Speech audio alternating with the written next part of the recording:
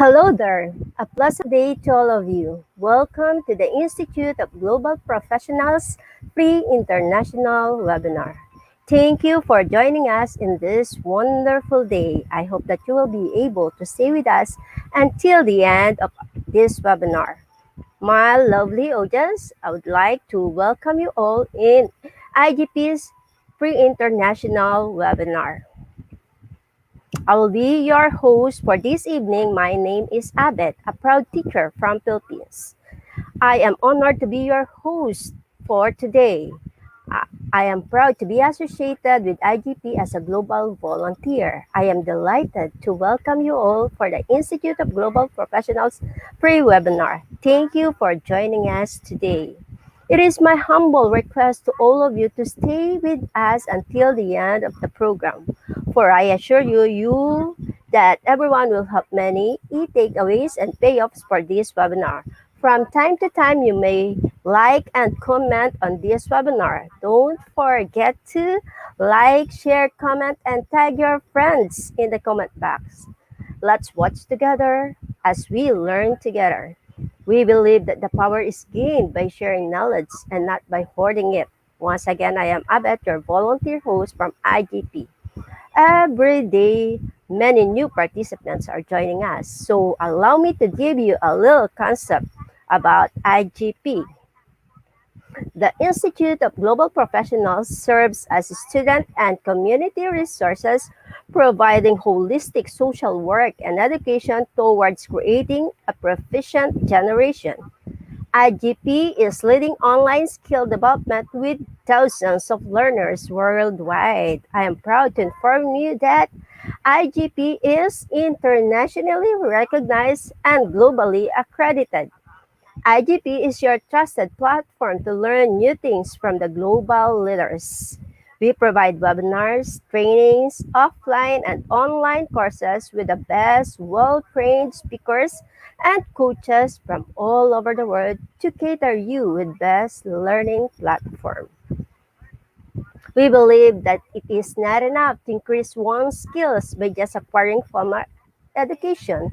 So we provide effective training and consultation to generate a proficient generation. Our mission is to empower and enhance people's skills through webinar. And did you know that we have already successfully completed 200 webinars as of yesterday? With that, we expect that all are being benefited in their personal and professional life with all these webinars, and we wish you that you remain with us in this long journey. Let me remind you once again, don't forget to like, share, comment, and make sure to tag your friends in the comment box. Your comments encourage us to do better and give our best service to all of you. Good day, everyone. I am cordially welcoming you all. For today, we are presenting webinar number 201 with the topic Authentic Assessment in Teaching and Learning. This is part 1 of our webinar series number 1. For this session, we will have two dynamic speakers, namely Petria Lapele from Indonesia and Daisy Galgana from Philippines. Without further ado, let's start the program with the IGP mantra, feed your skills. This is anchored into 3 I's, which is inspire, impact, and innovate. And then, at this juncture, I would like to call on screen our first speaker, Ms. Daisy Galgana is a licensed professional teacher, a graduate of Bachelor of Science in Secondary Education, major in English at the University of Assumption, Philippines. She has graduated Master of Arts in Education, major in Administration and Supervision, and she has earned units in Master of Arts in English. Currently, she is taking up Doctor of Philosophy, major in Educational Management. She is also a resource speaker with specialization in English communication arts skills, teaching English as a second language, and educational management and leadership. She is an event host moderator, local and international, a trainer in Methodology 1, holder of events management. Also, a certified trainer of events management. She is an awardee of Outstanding Teacher of the Year with Excellence Awards of Senior High School Teacher awarded by the LED Philippines. She is also a BIP member of Leadership and Education Academy and Development in the Philippines. Let us all welcome with virtual round of applause Miss Daisy M. Galgana. Hello, Yes, good ma'am. day. Hello, ma'am. Thank you for the very generous introduction. Thank you so much. Okay. Welcome to IGP. I believe this is your first time and we couldn't wait to hear from you. Could you Yes. please share your screen? All Let's right. see.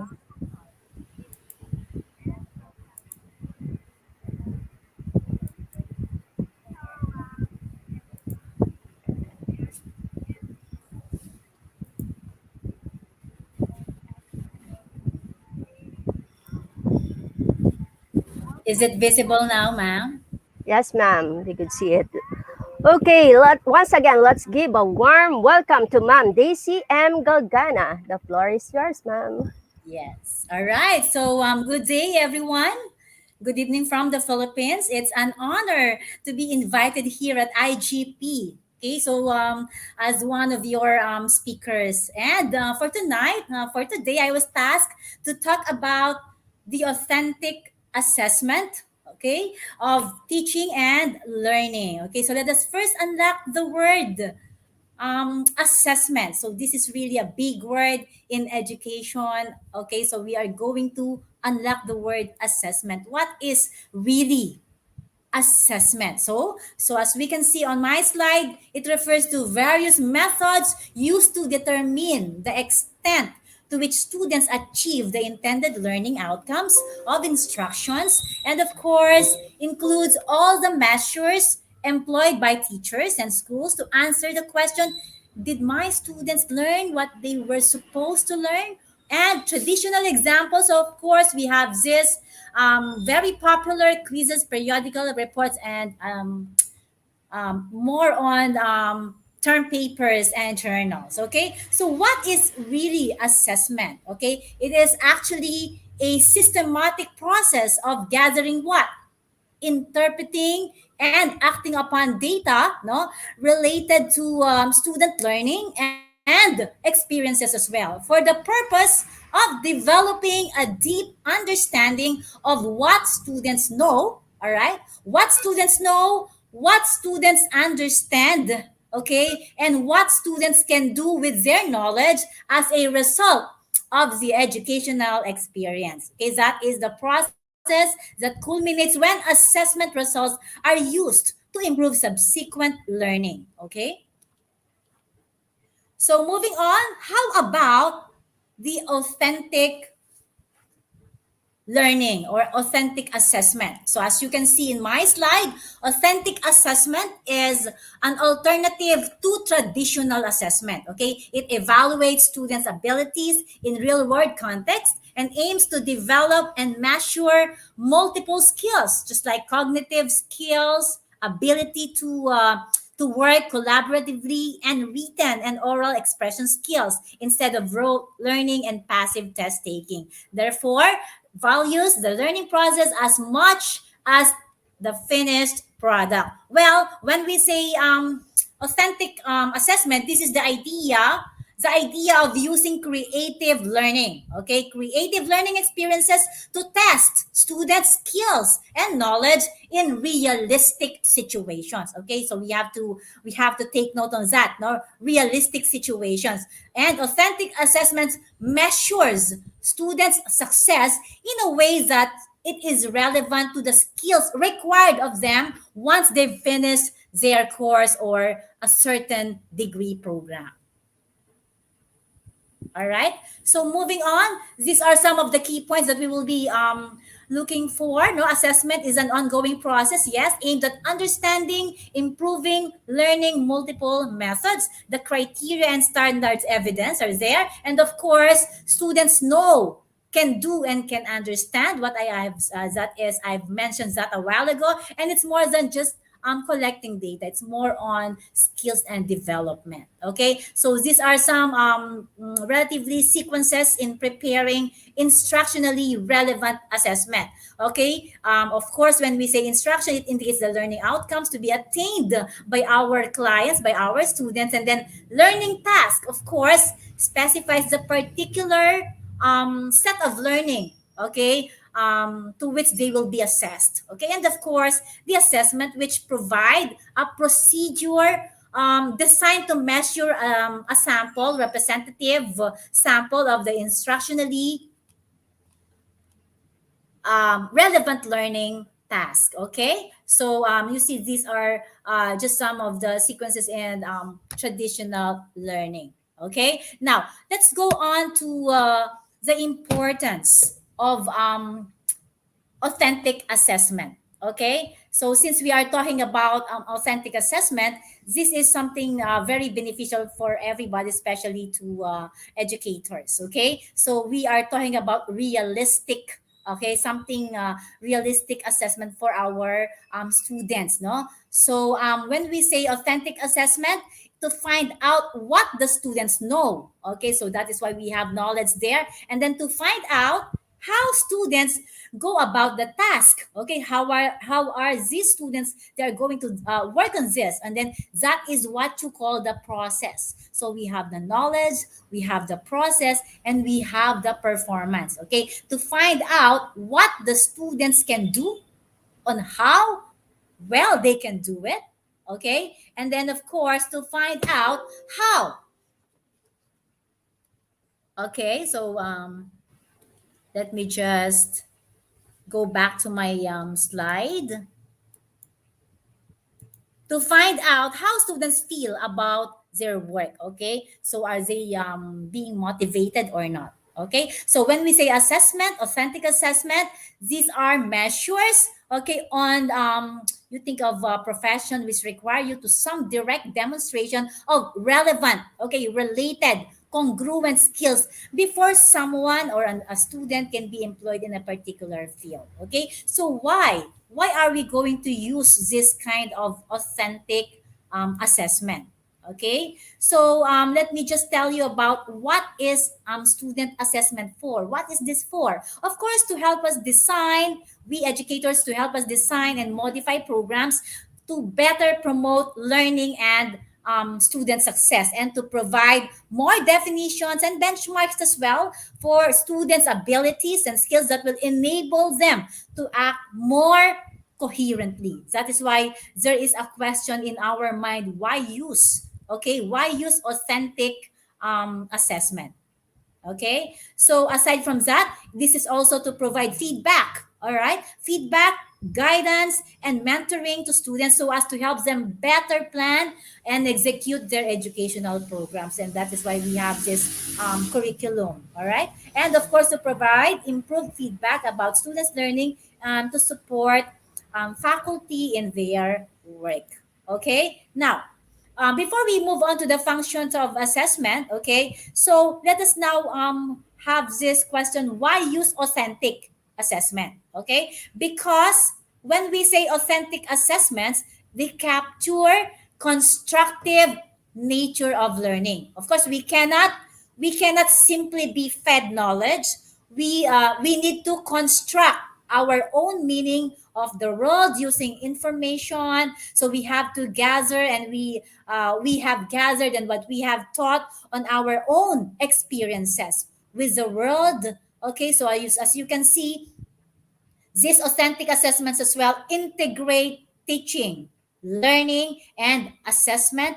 And the authentic assessment model, the same task, okay, used to measure the student's ability to apply his or her skills, no? And this is used as a vehicle for learning. Okay, and aside from that, as you can see on my slide, the functions of assessment. So we have diagnostic. Okay, every teacher knows this one. So we have diagnostic, we have formative, and we have summative. Okay, these are under traditional assessment. Okay, so when we say diagnostic, we tell us what the student needs to learn, and then formative tells us how well the student is doing as the work progresses, and then the summative, of course, it tells us how. Okay, so how well the student did at the end of the unit task. Okay, so that is why we can say that these skills, they are used as a vehicle for student learning. Okay, moving on. So what can be assessed? No, if there is, or if there are functions of assessment, so what can be assessed? So number one, of course, we have the learning characteristics of our students, their ability differences, their learning styles as well, no? And then the student motivational characteristics, their interest, and then self-efficacy and good orientation. Okay, so again, aside from integrating teaching and learning assessment, when uh, when presented with a real world problem, no, to solve, students are learning in the process of developing a particular solution. Okay, so we teach them how to do it on their own. Okay, it is called learning in the process of developing a particular solution, and then teachers, they are just facilitating the process. We are just there to facilitate, and then the student solution to the problem becomes an assessment already on of how well the students can meaningfully apply the different concepts. You see, that is really what we call the authentic assessment. They do it on their own, and then they just have to identify and understand, and then they try to discover something on how they can meaningfully solve the problem and meaningfully apply the different concepts that they want to use. Okay, so of course there are some criteria in choosing an assessment method. Okay, so in the traditional way, of course, it should be reliable, valid, should be simple to operate, and should not be too costly, and it should be seen by students and society in general. And it should be very beneficial for all our students. Okay, so again, moving on for the authentic assessments, this one, it provide the assessments provide multiple paths. Okay, multiple paths to demonstration, because we all have different strengths and we all have different weaknesses. Okay, and our students, as we can see, they have this individual differences. Okay, so on how they learn similarly, on how they are different in how they can best demonstrate what they have learned. Okay, so these are the people, of course, involved in assessment: the teacher, the student's peer, okay, and then administrators, and of course, parents. They should know, okay, what is happening to their children. Okay, so again, okay, we keep on talking about authentic assessment. This is actually what the educators are doing right now, no? So testing favors those who are better test takers. Okay, when we do that pen and paper test, okay, just like in the traditional, they favor those who are best test takers. But how about authentic assessment? Okay, so we do not just want to know the content of the discipline when they graduate. These are the students, and we, of course, want them to be able to use the acquired knowledge, not just the acquired knowledge, but the acquired skills in the real world, in the real scenario. Okay, so our assessments have also to tell us if our students can apply what they have learned in authentic situations. Right now, since we are now in the 21st century learning, okay, so we just have to facilitate our students. We give them the performance task, right? The performance task that we are giving them, and then they will just do it on their own, of course, with our guidance as well. Okay, so let's now move on. Okay, so what should we do with the information from our assessment? Of course, we have a lot of instructions, standards, and information from our assessment. Okay, so this one is for diagnosis. Use it to improve the focus of our teaching.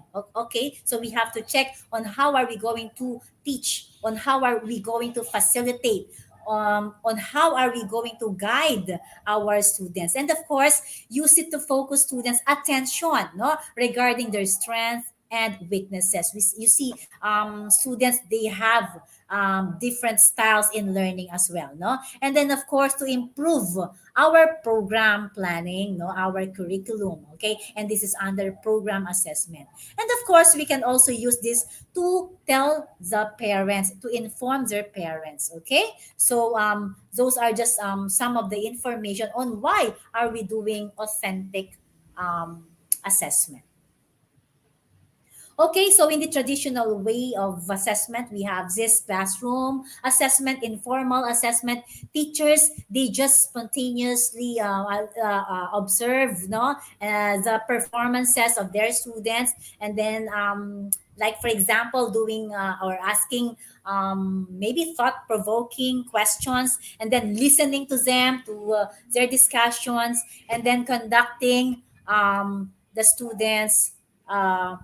Skills and knowledge about it, no, and then of course we have this another one, the formal assessment, that is planned already in advance, and then we use to assess a predetermined content, okay, or a skill domain. Okay, that's the strength, and of course it allows us educators or teachers to evaluate all students systematically, no, on the important skills and concept that they have to um, uh, undertake. Okay, and it helps the teachers as well to determine how well students are progressing. This is actually the main standard. Okay, to determine how well the students are progressing over the entire school year. Okay, um, moving on, okay, aside from the classroom assessments, of course, we do have the performance assessment. And this is okay in line with the authentic assessment,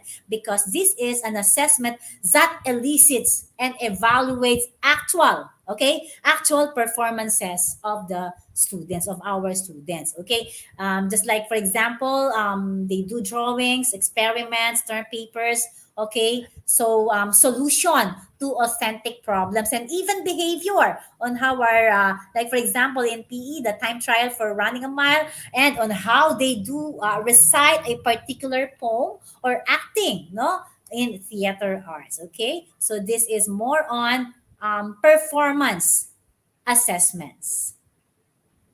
So, this is something very important on how to create authentic assessments. Okay, so we must be obliged on how to create something like this. And of course, we have this what we call step number one, no, to identify the standards like goals. No, of course, we should have our goals. We should have our objectives, yeah? And these are statements of what students should know and be able to do. However, these particular standards are typically more narrow in scope and more amenable to assessment than goals. So students will be able to add, for example, numbers, two-digit numbers correctly. So you see, we are setting standards already, no? Okay, and after setting, identifying all the standards, you have to select what kind of task, what kind of authentic task.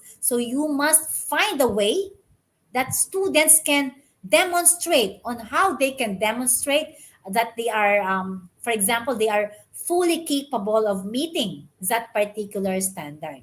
Okay, so the language of a well-written standard can spell out what a task, what a particular task that a students can do, no, to demonstrate their mastery of it. Okay, so after identifying the standards and then selecting what particular task are we going to give them, of course we are going to identify the criteria for that particular task. Okay, so it's not enough that you know the standards, that you have to select the authentic task. You must identify the criteria for the task. Okay, and then in identifying the criteria for the task, you have to ask, what does good performance on this task look like? Or how will I know if they have done a good job on this particular task? And then the criteria, of course, there are indicators of good performance tasks on a particular learning outcomes. No, so now let us identify the criteria for the task. Of course, we have characteristics of good criterion. No, clearly stated. With a brief observable statement of their behavior, no, maybe written in a language language students understand, no, and of course the standard of which the student will conduct. For example, a task, uh, an example of task is banking transactions, like for example banking transactions. Okay, so the task is how are they going to deposit or withdraw cash checks at the bank criteria, no, selects needed slip for this, and then they fill out the form with necessary information alone, no, and then endorses that particular check, and then locate the teller, something like that. You see, we are giving them something to do, no, that they can do on their own. Okay, so we have a lot of examples on this, not just doing that particular task. Of course, every teachers, every educators, they have their own task to be fulfilled by their students. But with all of this, okay, with all the performance tasks that we give to our students, the number four um, uh, step is the most important. And everybody knows this one. This is creating the rubric.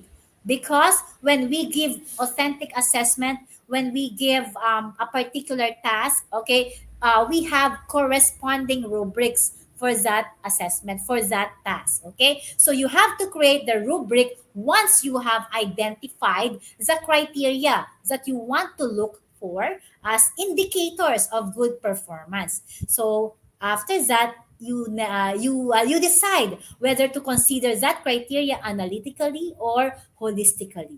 So what is holistic rubric? Okay, so there are different kinds of rubrics. Just like for example, holistic rubric, and then we will be talking about like for example in English, the accent. Okay, the student's accent is very much affected. No, just like for example in the intonation, difficult to understand. No, so the student's accent is evidently very much affected by intonation. So we can say it is fairly understandable. No, this, I'm talking about the holistic rubric. It is fairly understandable, or it can be the student accent is very understandable by a Native American. Okay, so and then we can say that the accent has no trace at all, no? And then accent is fairly standard. So you see, there is a step-by-step process on how are you going to create a rubric depending upon the student's performance. Okay, so that's how you grade your students. It depends upon the level on how they do it, on how they perform it. Okay, we also have, aside from holistic rubric, okay, we also have analytical. Okay, when we say analytical, the best example here is composition writing, or we ask the students to work on a composition writing. Of course, we have another rubric for that particular work. Okay, like for example, the work is neatly done. Neatness in words doesn't fit the context, or it's hard to understand. It's adequate but repetitive. So you can choose among those levels on how are you going to grade, okay, or assess your students. Okay, that is why creating a rubric, which is depending upon a performance task that you are going to give to your students. Okay, so you see, this is really something very easy to do, but of course you need to do a lot of thinking no, because we educators, we should know how to create a particular rubric to a particular performance task. Okay, so one thing I can share with you is an example of authentic assessment. Okay, so as I have said a while ago, we are doing this performance task. No, we give grade to our students, especially now that we are embracing the new normal. Okay, so we use the online classes, online platforms, and we can really have this particular authentic assessment. Okay, and we can use the grasp task. Okay, so as you can see on my slide, we have GRASPS, the goal. Okay, when we say goal, what do we mean? Okay, so the goal, what task do I want my students to achieve? Okay, this is very authentic actually, no, and we are giving them the particular scenario, okay, the in the real world situation, and they can do it on how are they going to solve it and how are they going to perform it. Okay, number one is letter G. We need to give them the goal. So what task do I want my students to achieve? Okay, so it is something that the goal within the scenario, this is to determine not the current like for example, I will just be giving you an example, to determine current deforestation conditions and possible future trends. Okay, so that is a particular example in the goal, to determine the current deforestation conditions and possible future trends. Okay, like that is just an example for the goal. Your goal is to determine, no, to determine the current deforestation condition, and then of course we will be moving on to the role. Okay, what is the student's role in the task? Okay, so when we say what is the student's role, this is the student, for example, in a given task. Okay, the student, for example, is a member of a team of an investigative scientist. Okay, so that is the role of the student in a particular task. Remember our task, our remember the goal a while ago, to determine the current deforestation conditions and possible future trends. And then we talked about the role. What is the student's role in the task? Okay, so in that particular goal, the task of the student and the role of the student is, for example, a member. The student is a member of a team of an investigative scientist. Okay, now let's move on to to the audience. Who is the audience? The student's target audience. Okay, so the target audience here is, we can say that the United Nations, for example. Okay, the United Nations Committee. So those are the audience of our students. Okay, and then we have the situation now.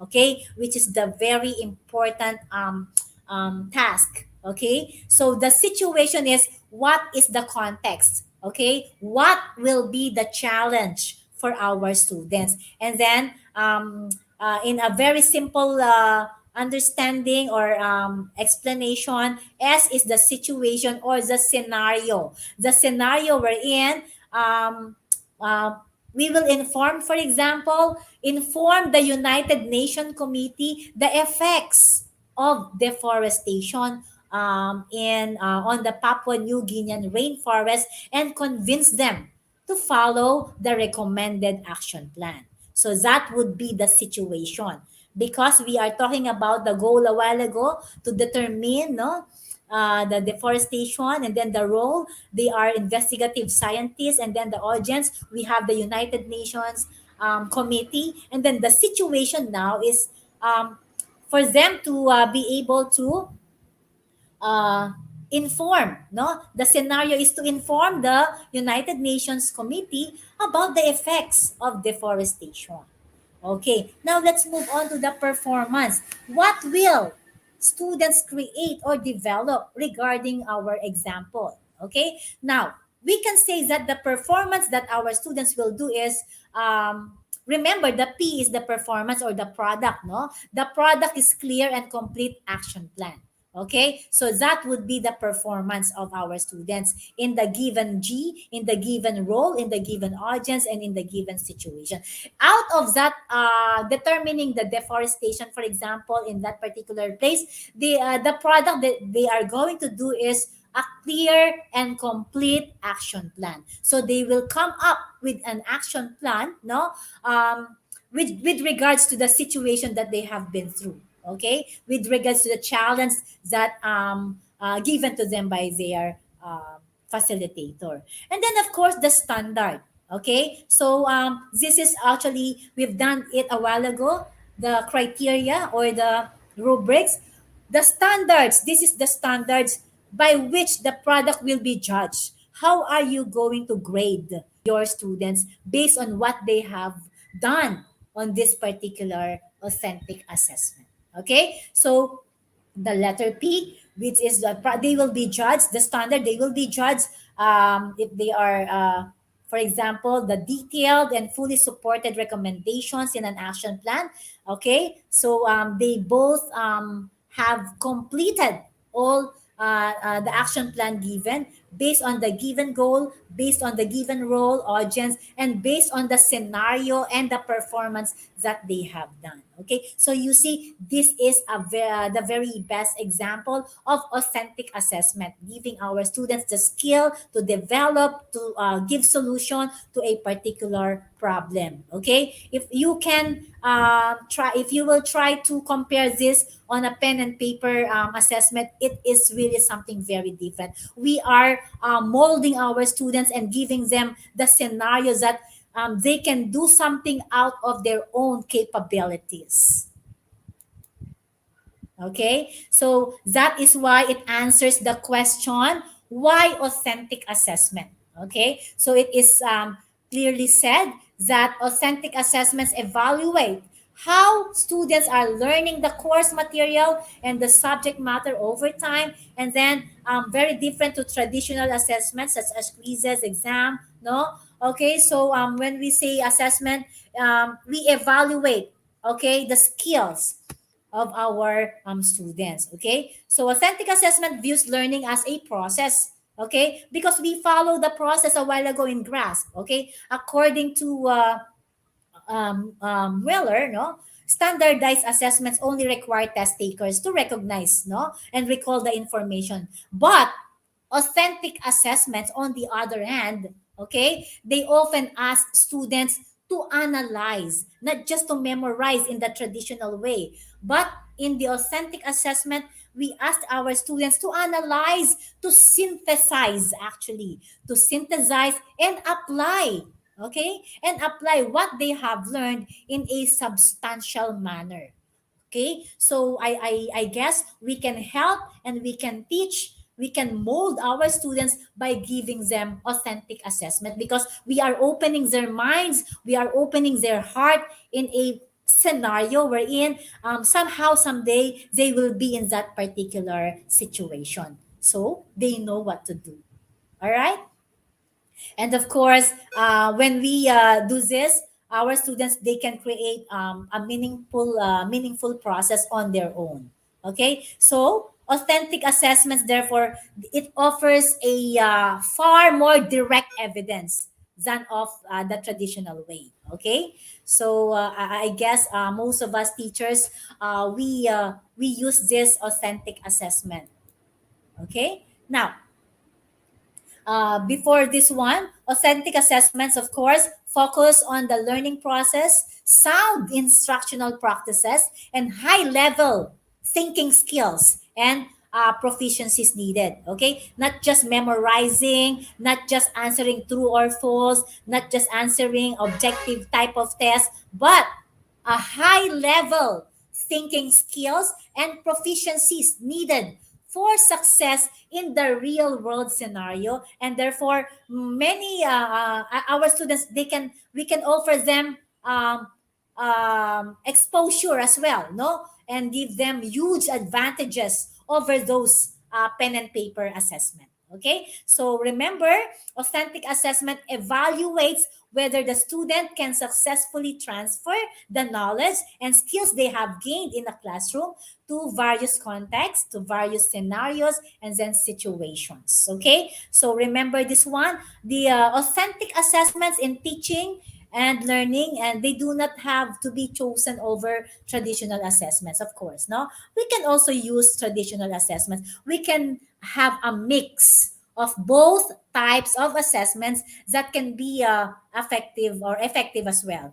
In some cases, it depends. But if you want to use authentic assessment alone, you can do it. But if you want to combine, you can do it as well. It depends upon your course objectives and it depends upon your curriculum. But remember, authentic assessment is grounded in theoretical best practices for teaching and learning. And this serves as an effective measure of course learning outcomes. And in many ways, it can be considered the difference between measuring what the students know, okay, and versus what the student can apply that knowledge. Okay, so that is the most important thing. We are teaching them what is in the world right now, no, giving them a full understanding on how they can solve a particular problem on their own. Okay, so that is authentic learning as well.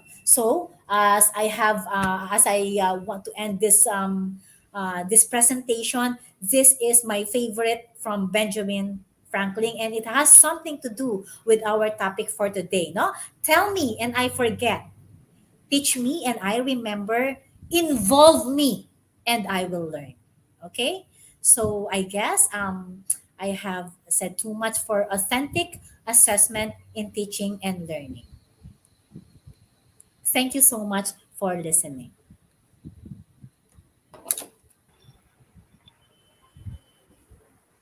What a lovely and lots of interesting concepts and suggestions. I believe that you were able to give interesting ideas and information about authentic assessment as a vehicle for student learning. As I have understand, authentic assessment in authentic assessment, we want our learners to be able to use the acquired knowledge and skills in the real world. It also tells us if our learners can apply what they have learned. Am I correct?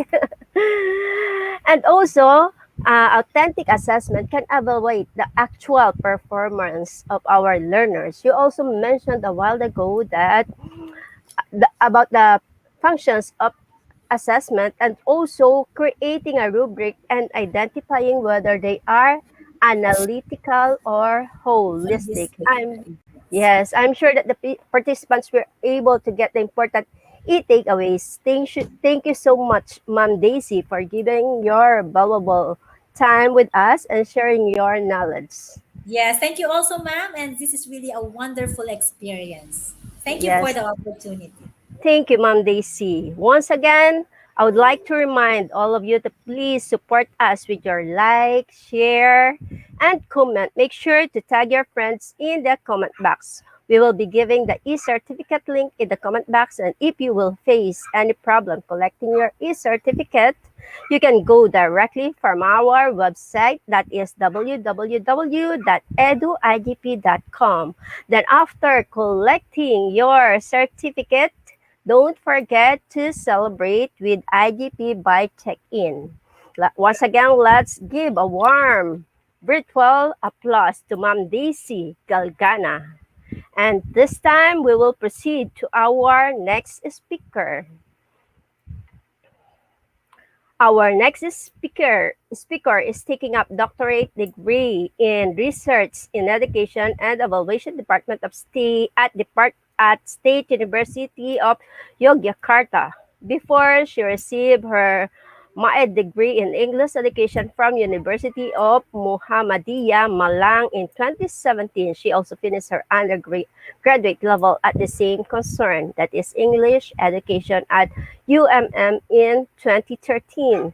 Earlier than that, she finished her senior high school in MAN Ambon, and junior high school in SMPN 14 Ambon, and elementary school in SDN 12 Ambon. Our next speaker started working at IAIN Ambon as a government employee in the Ministry of Religious Affairs from March 2019. Her current position is as Secretary of English Education Department before she was teaching English education in several universities in Molucca as a non-permanent lecturer at IAAN Ambon University of Darussalam Ambon, Ambon State Polytechnic, and Mausohi State Polytechnic in 2017. In 2014 to 2016, she joined Language Center of UMM as an English instructor for teaching English for a specific purpose. While taking her undergraduate studies, she taught English in Green Course of Malang East, Java, Indonesia.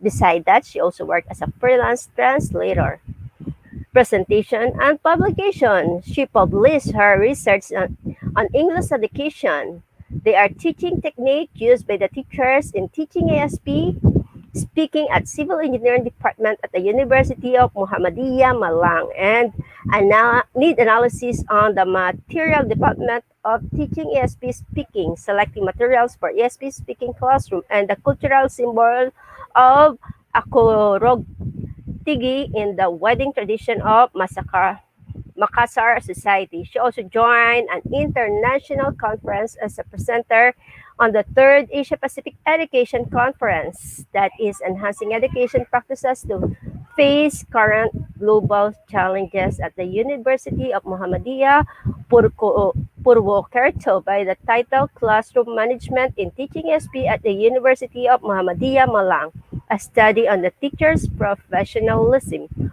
That's all. Welcome with a round virtual applause, Miss Petria Lapelli from Indonesia. Welcome, ma'am. Hello. Okay, how are you Yes, doing? thank you for introducing me. Yes, welcome to IGP. Okay, Yes, this is my first time to that's join. good. Congratulations. Okay, Okay. could you please share your screen? Okay, well, let me share my screen. Okay, we can't hear to wait from you, ma'am. Okay, can you see my screen? Yes. Okay, that's great. Let's give another virtual warm welcome to Mom Petria. It's your time now. Okay. Thank you very much, ma'am. And good evening, everyone. And today I would like to share something related to teaching and learning. And is this nice occasion, I would like to share about authentic assessment. Uh, Talking about authentic assessment, of course, it is a part of teaching and learning process that is, we can say that it is the very important part because by assessment, by assessing something, assessing the task, assessing our students, we know that whether our material reach the successful or not, whether our teaching and learning process is a success or not. And before conduct the assessing, of course, we have to um, create like good material. And of course, related to authentic materials, authentic assessment, we before should create the authentic material. So this is because authentic material and authentic assessment has a correlation. Okay, well, talking about assessment, actually assessment just apart from evaluation. So the border word or very wider from assessment is evaluations. And in the evaluation itself, there is assessment that we can gather more informations to judging something. We can gather more information for know our students' ability, not only the knowledge, not only the proficiency, but something, but also we know about their skills, we know about their characteristic. This is an assessment. So by conducting assessment, we can do evaluation, and in evaluation part we can make a decision. So evaluation actually not only about the task. Evaluation actually not only about the materials, but everything. Evaluation is about the way teacher evaluate their teaching technique, evaluate their material selected, evaluate their material development, and so on. And in assessment, so there is also something like giving score that we call is measurement. So measurement is a part of assessment. In measurement, we need such kind of instrument to measure our student task, to measure our student project. And measurement itself, it has a criteria such as, for example, we want to assess our student skills in speaking. So the rubric or the instrument that we need to assess speaking skill is some criteria related to speaking, like the fluency, the intonation, and the accent, and etc. Okay, so assessment itself, it is related to evaluation and also measurement. And in measurement also, we know that there is test and non-test. So we can conduct measurement by conducting test or non-test. And also in test, we have like objective test and also SI and so on. Okay, well, so in assessment, before we go into authentic assessment, we first know about assessment itself. Assessment is the process of gathering information from a variety of sources. Yeah, the sources is vary, and also the technique is vary to get the information itself. For example, is by giving the assignments to our students and um, instruct them to doing a demonstration or creating a project or perform something and give them a task. By doing that, this is the way a teacher gather the information or can take more information about our students' ability, our students' proficiency, our student skills in learning process. And intended to provide descriptive feedback that guides effort for improvement. That is assessment, and can be done by teachers, peer, and individual students. So assessment itself not only can be done by the teachers, but also peers and individual students. The teacher, when teacher want to assess the students, they can give a test. They can interview the students. They can yeah, make a rubric. They can give like a list of questions to know about the students.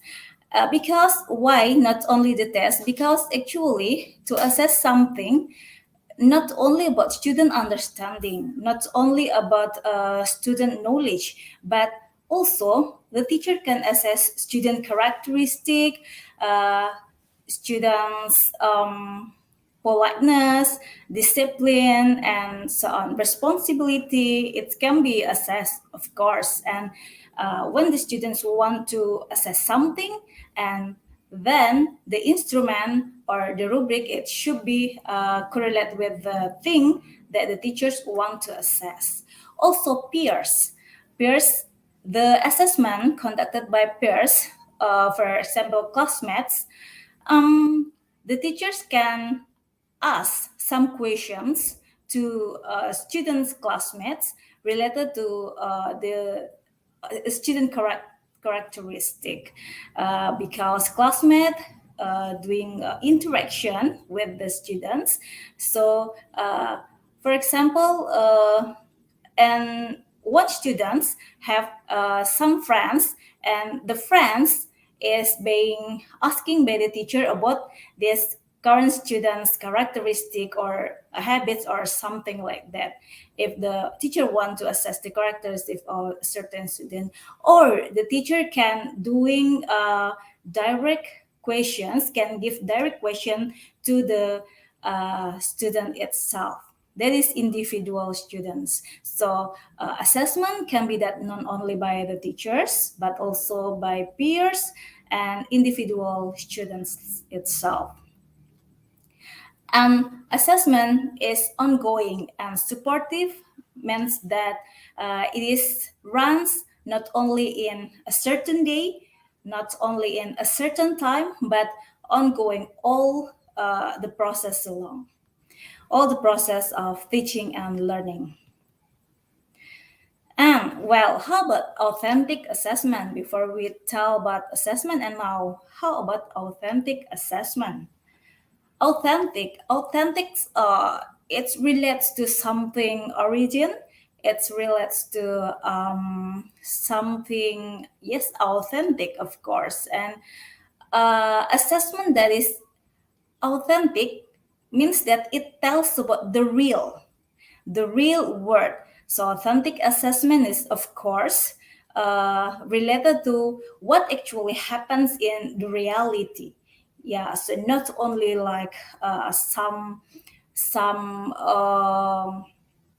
theory, it is not, but actually what is happening with the students in their daily life, in their reality. And because when they are graduate from the school, they have to be able to demonstrate, they have to be able to perform what the materials that they learn when they're at school. So assessment, of course, assess so many complete things. That authentic assessment assess integrated learning. Yeah, integrated learning that targeting effective cognitive and psychomotor. So not only about the student cognitive, but also the affective, cognitive, and psychomotor aspect. As we know in traditional assessment, actually, teacher just conduct like assessment on cognitive aspect. And when they want to know about student mathematic competence or student mathematic proficiency, they just give some questions, and students answer the questions, and then the teacher give the score. That's all. That is in traditional assessment, but not in authentic assessment.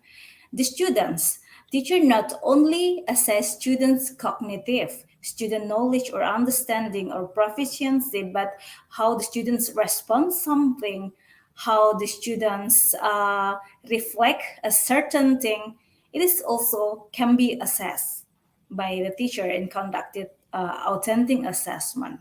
Yeah, so it is integrated with affective, cognitive, and psychomotor aspects. And of course, by using appropriate techniques. What is meant by appropriate techniques? Mean that the things or the aspect that will be assessed have to be assessed by instrument or a technique that relate the appropriate with the aspect that will be assessed. It should be matched. Yeah, it should be matched. It is very important because we cannot assess some aspect with the technique or the instrument that is not appropriate, that is not sweet, that is not matched with the aspect that will be assessed. So the appropriate technique It is to prove whether students have achieved a lesson or not. Again, assessment that is integrated with learning, targeting affective, cognitive, and psychomotor aspect by using various appropriate techniques to provide whether students have achieved a lesson or not. And because it is authentic once again, authentic assessment says students are asked to perform real work. Yeah, so what's happened in student or real life or reality, they have to perform, they have to demonstrate, so it can be meaningful application for them when they are learn something that they really happen, they really do it, it will be fossilized in their character. That is the very important point in the authentic assessment, actually. And when a teacher teaching the students and when teaching and learning process happen, actually we want to uh, meet like something that success, or we want to reach the successful teaching and learning process. Here intelligence, someone intelligence, our student intelligence have correlation with the success. How come our students intelligence meet the success? We have to look at these three domain, or these three aspects: the cognitive, affective, and psychomotor, as I said before in the definition of authentic assessment. So what is cognitive aspect? In cognitive aspect, actually, teacher looks of the students' language intelligence, for example, or their mathematical logic intelligence, or their knowledge, their comprehension, how the student can analyze something, how the student can applicate something. This in cognitive aspect.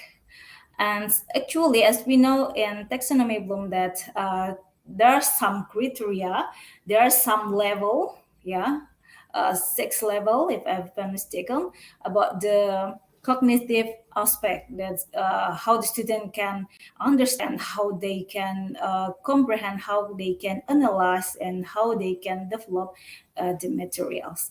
And next, uh, effective. Effective, for example, is the interpersonal intelligence of the students, also the intrapersonal intelligence of the students, and receiving and responsive, and also the characteristic for the students. So we know that maybe in cognitive, we can use tests to assess students' cognitive. Um, Objective test, or oral test, or something like that. And in effectives, when we want to assess students effective, we have to make, if, for example, student characteristic, we observe how they are, how they act in every daily at school, how they respond the students, the other student, or the teacher, and how they interact in the classroom.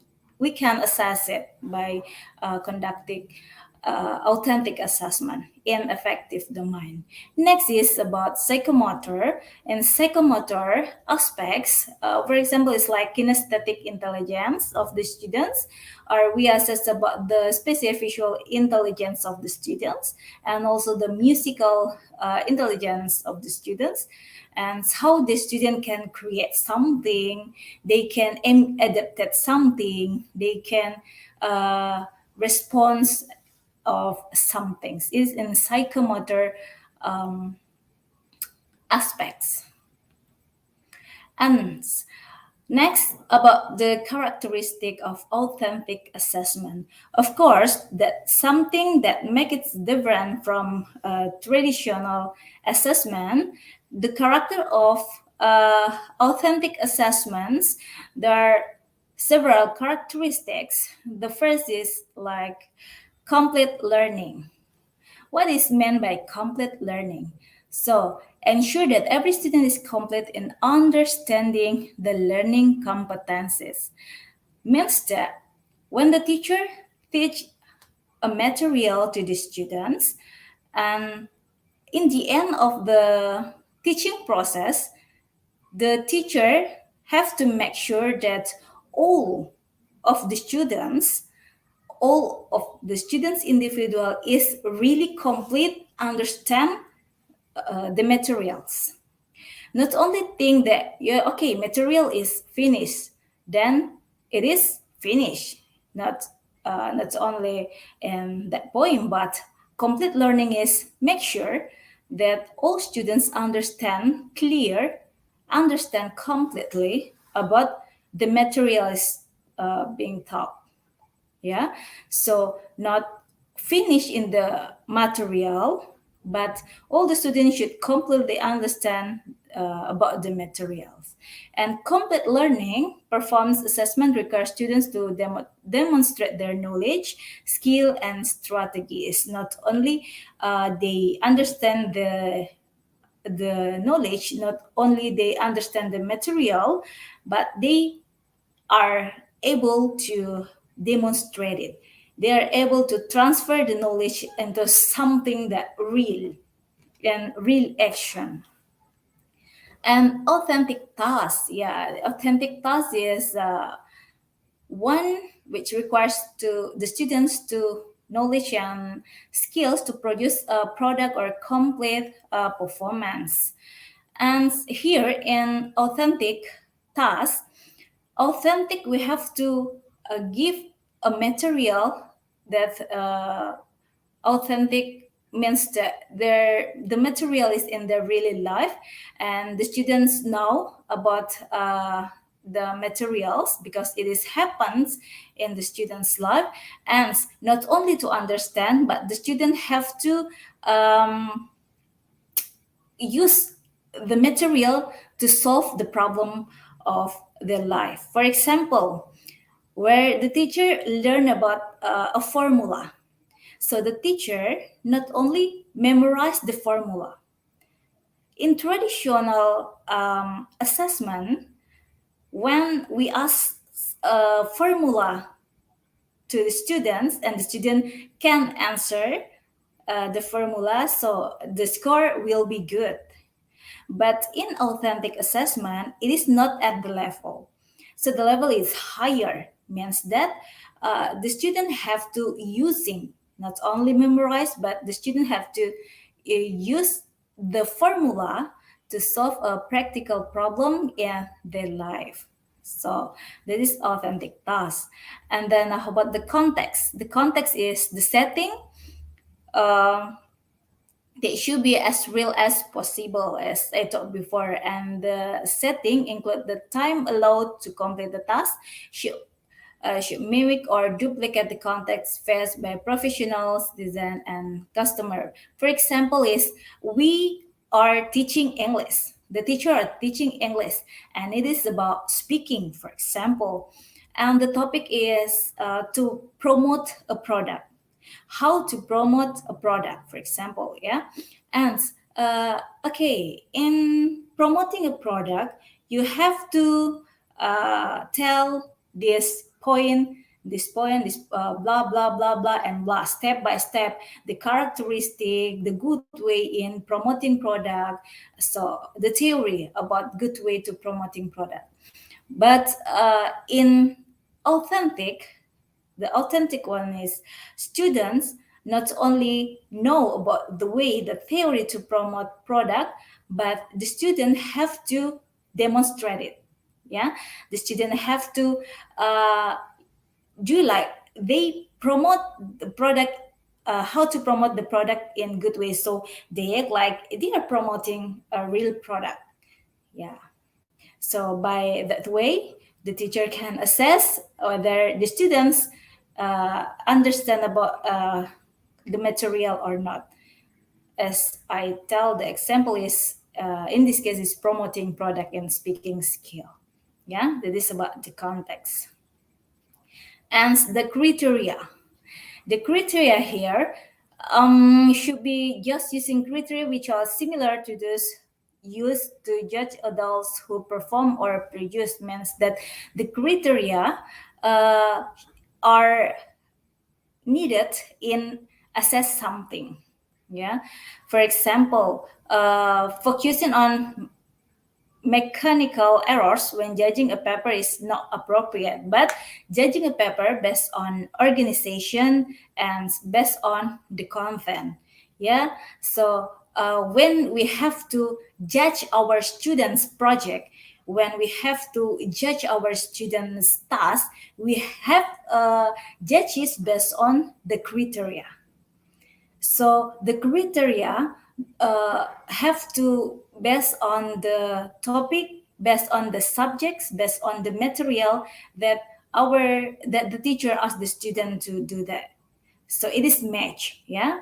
So don't make a score or don't judge students task by compare them to their classmates. It is not good. But the teacher should have a criteria, a clear criteria to judge the students perform, to judge the student task or assignment. Okay, and we know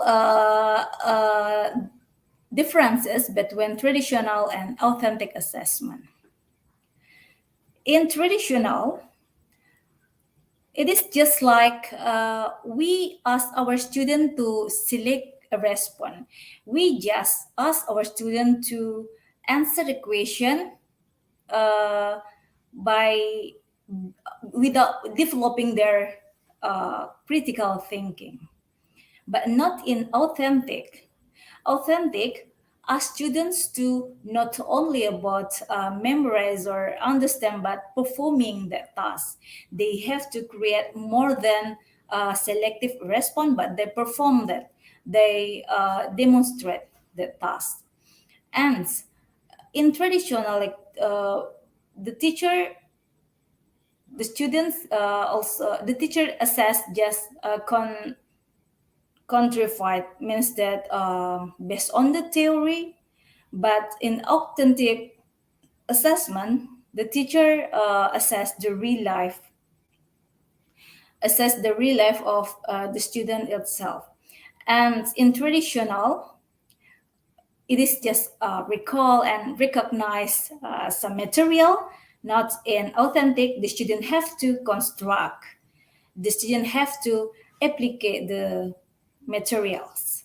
And in traditional assessment, it is teacher structure. The teacher plays so many roles in teaching and learning process. Difference with authentic students are plays so many roles, and it is important for the students to can solve their problem, can solve their uh, weaknesses when they find in teaching and learning process. So the students play so many roles than the teacher. The teacher just just like a guider, but the students who play so many roles in authentic. And in traditional, there's indirect evidence. Different with authentic is direct evidence. So they show the direct one. Okay, this is the example of the kinds of tests that we use to our student to assess our student. The difference is also between traditional and authentic assessment. Usually in traditional, the teacher only give multiple choice questions, matching, gap fill or short answer questions, true or false questions, final test, and standardized tests, answer question at end of a chapter, and fill in the blank. It is in the traditional that we know that these kinds of tests is it actually do not develop our students' critical thinking. In authentic, it is more than in traditional. So the test can be carrying experiments, SI such as letter writing, portfolios, interview, teacher observation. Yeah, this is a technique to assess our students. Yeah, interview, teacher observation, conduct a primary research, debate issues, and write purposefully. You can see so many difference between traditional and authentic, and how authentic can really develop, increase, and improve our students critical thinking, our student characteristic, our students ability in teaching and learning process. So very complete in authentic assessment. They assess so many aspects. It assesses so many domain. It assesses so many parts of our students and teaching and learning process. And these kinds of assessment can create a successful learning, teaching and learning process. Okay, well, this is the aspect and assessment technique and also the instrument that can be used in authentic assessment. When the aspect is knowledge, so the technique to assess it is it can be by a written test, yeah, and written test is the instrument is show answer or essay. Yeah, it is a written test. Is to measure our students' knowledge or oral test. Oral test can be assessed by the teacher prepare the list of the questions, yeah, by asking the question to the students, and the teacher can assess the students knowledge. So knowledge can be assessed by a written test and oral test. And written test is like short answer and essay, and oral test is preparing a list of questions. And next aspect is when the teacher want to assess student skills. Yeah, skills.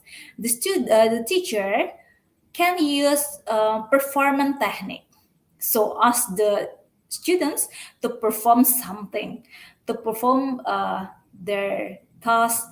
As I give the example before, they can if the teacher want to perform want to assess students ability or student skills in speaking, and then ask the students to perform something in speaking, like promoting product. And in performing a task, there are two instruments: limited performance and pre-performance.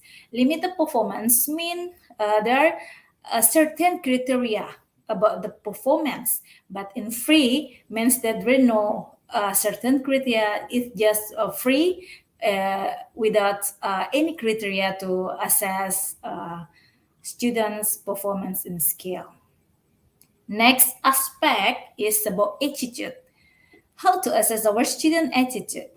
So the technique that can be used to assess this is non-test. Yeah, it is different with knowledge. Yeah, that use test.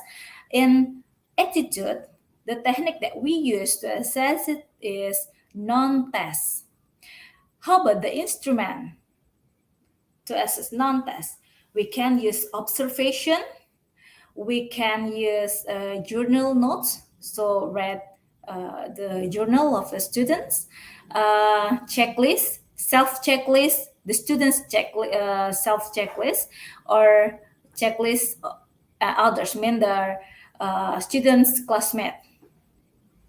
Okay, and yeah, performing a task. Authentic assessment asks students to demonstrate understanding by performance a more complex task, usually representative of more meaningful applications. Yeah, as we talked before about authentic assessment, that performing a task is really measurable about the our student, that they are completely understand about the material or not. So the successful one is our student not only um, know that, not only understand that, but they can perform. They can perform that material. They can develop into a task, a good design, and they can perform it. Next is real life scenario. So authentic assessments, like in life, ask students to demonstrate proficiency by doing something again and again. It's have to measure their proficiency by what that our students conduct after they get the material. And next is construction or application of the knowledge.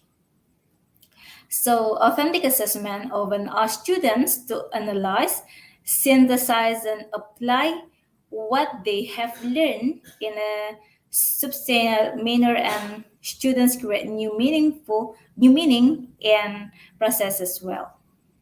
And next is student structure and flexible. Authentic assessment allows more student choice, means that a student that decides everything in this, student that control their learning, student that decide what they should do in the learning. And even when student can choose their own topic or formats, they are usually uh, have multiple ways to create a product or performance. So students really active in this kind of authentic assessment. And direct evidence. Authentic assessments offer more direct evidence of application and construction of knowledge. A reflection should provide more direct evidence of the skill than asking the student a series of multiple choice analytical question about a passage. Yeah, so really make the students to make their think, make the way they are think more critical, so the level is higher. Okay, so the step or the procedure to conduct authentic assessment is we have to refers to the indicators. We have to know about the core competence. We have to know about our what's actually our standard to doing the authentic assessment. Yeah, by know the indicator, so we also have to choose appropriate material. Yeah, in creating material, we have to pay attention and our student needs.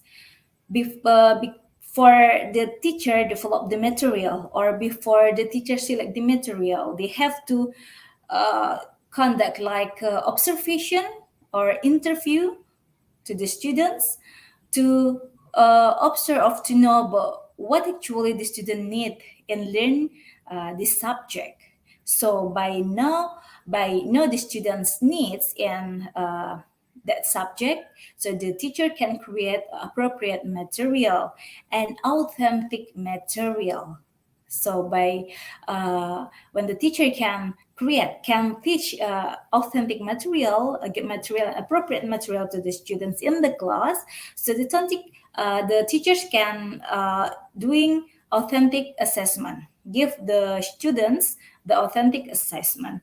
That authentic assessment have to uh, measure by some criteria, certain criteria, and then we have to the criteria have to appropriate with the materials that want to be assessed and have to make it like in rubric and rubric, so it makes the assessment more clear what kinds of aspect that we want to assess, what point that we want to assess, and what is this how about the score. Yeah, how about the score, so everything is clear in the rubric. So when we assess our student assignment, it's really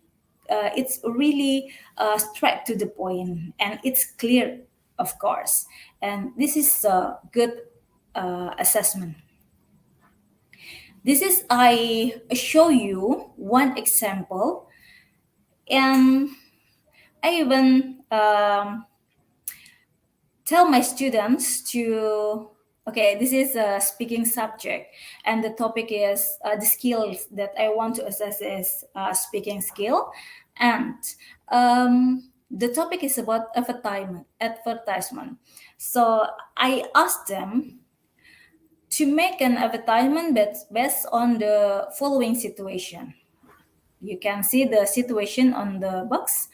And after that, I asked them to present their advertisement that they create on the class, and they can develop their thought, they can develop their ideas by need more information.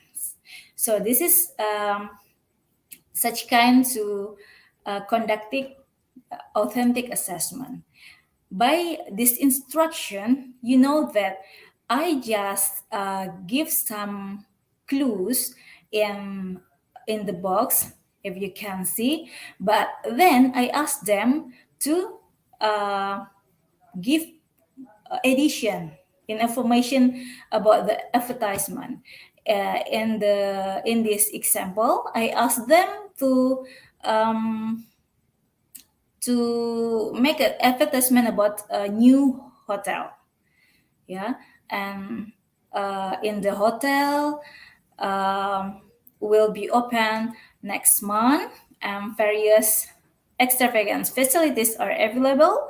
Those who come will get many kind discount. It is just the key, and other information or other attractive statement. The student have to think, the student have to develop it into a very interesting advertisement. Yeah, it is not only on that point, but I also ask the students to perform the task, the advertisement in from the class orally. Means that the student have to uh, promote it, speak to promote their uh, advertisement. And there is a rubric to assess and to measure the students' assignment,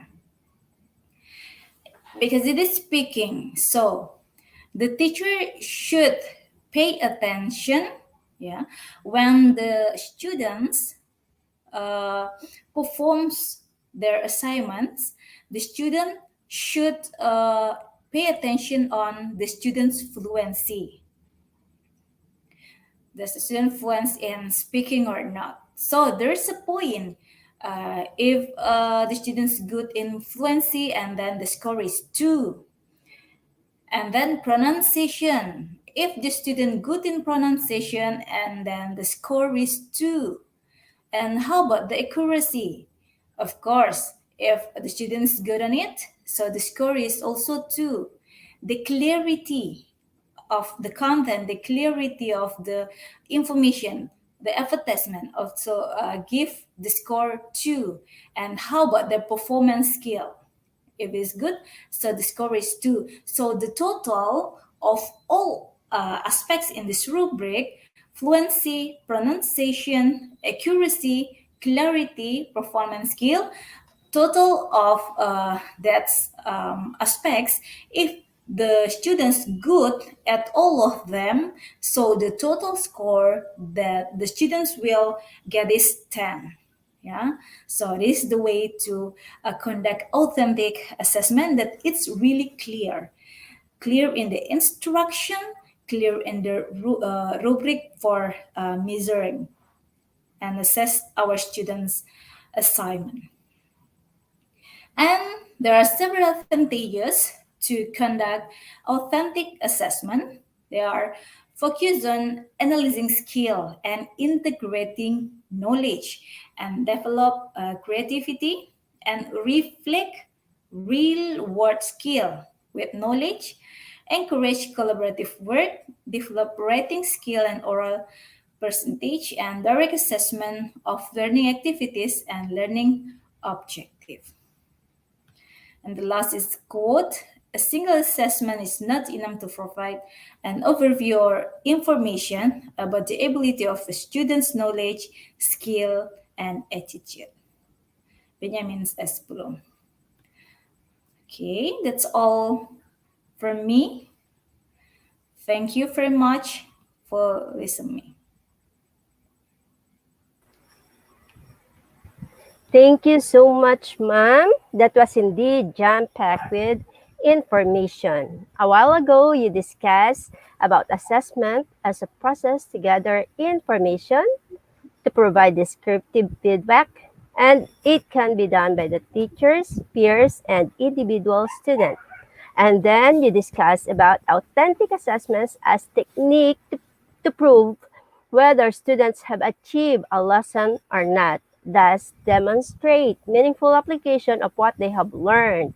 You also differentiated traditional assessment from authentic assessment. That was really good and very interesting. You also discussed about procedures in conducting authentic assessment. And lastly, you discussed about the rubric for authentic assessment. Truly, we have learned a lot from you.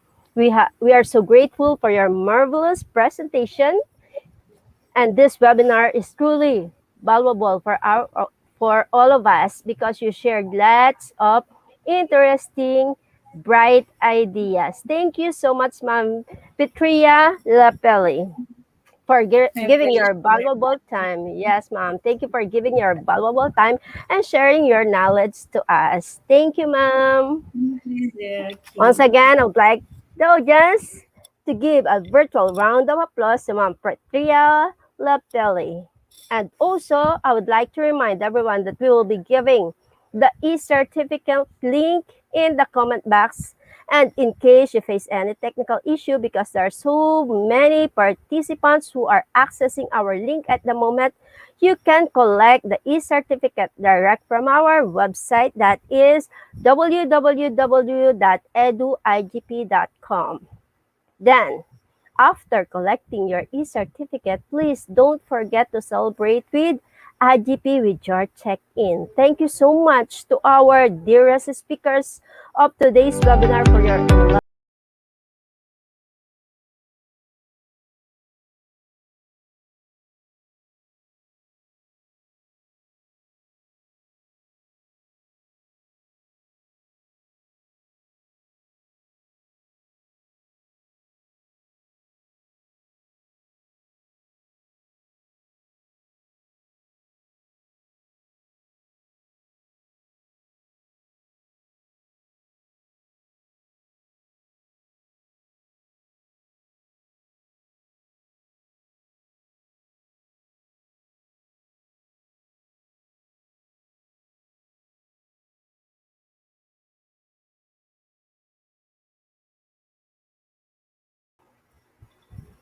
Okay, we will now proceed to our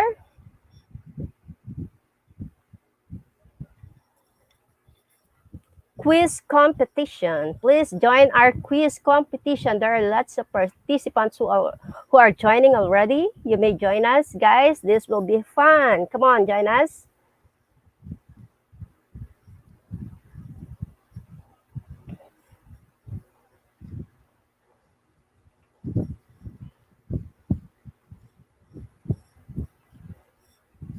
This is at slido.com and our code is IGP quiz. There are already 100 participants who join the quiz.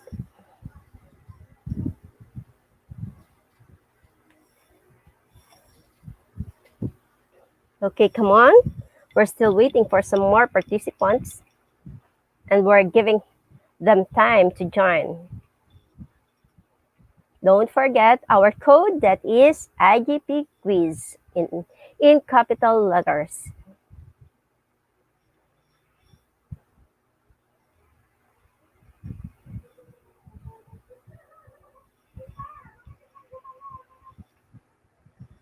We have now 121 participants.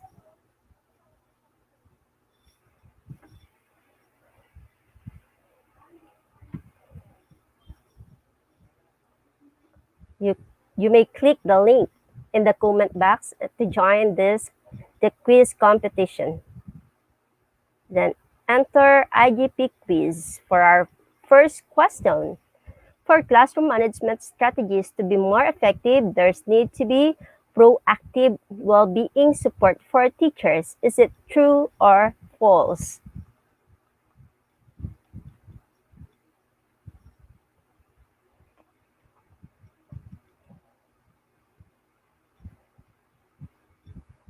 And the correct answer is true. Okay, 99% get the correct answer.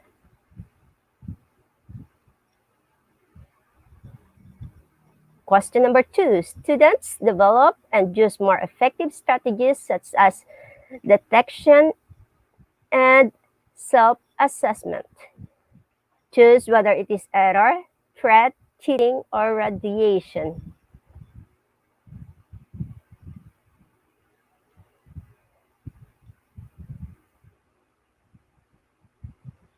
And the correct answer is, let's see, error. Okay, Janice is leading the board, and we have 168 participants by this time. Teaching in the moment is an effective strategy in teaching how to express feelings. Is it true or false? We have 171 participants now.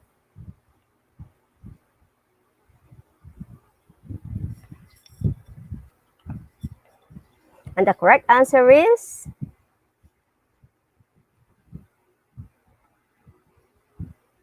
true.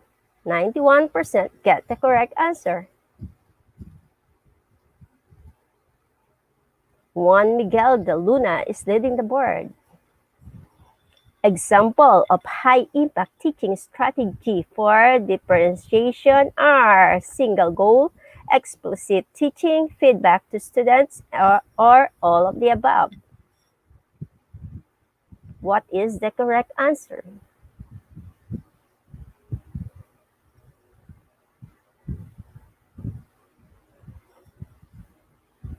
The correct answer are all of these and 92% get the correct answer. Juan Miguel de Luna is still leading the board.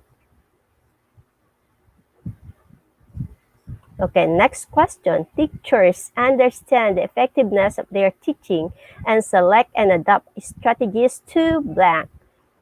Organize fun activities, plan for end-of-year drinks, meet students' needs, get out of yard duty. What do you think is the correct answer? The correct answer is,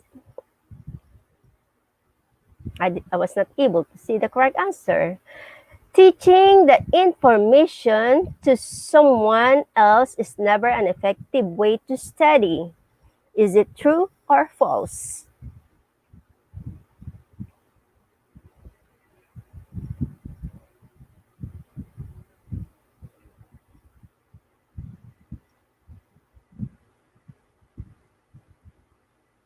The correct answer is false.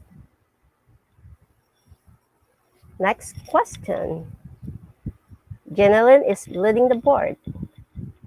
Which of the following are example of effective classroom management strategy? Establishing routines, keep students engaged, creating clear expectation, or all of the above? We have 184 now in our quiz competition. The correct answer is all of the above, and 96% got it.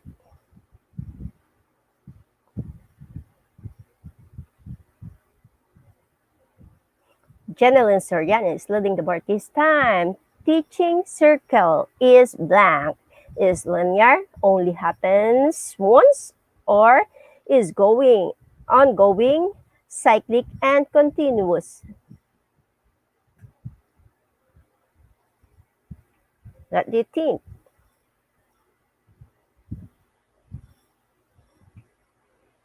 correct answer is ongoing, cyclic, and continuous. That is teaching cycle. Jenny Lynn Soriano is still leading the board. Below are effective learning strategies. Exact. Assess before teaching, motivated to learn, offer appropriate choices, or sleep before teaching. What do you think is the correct answer?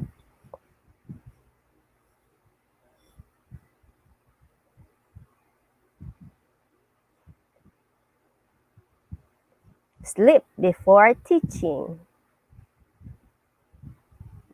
That is not good.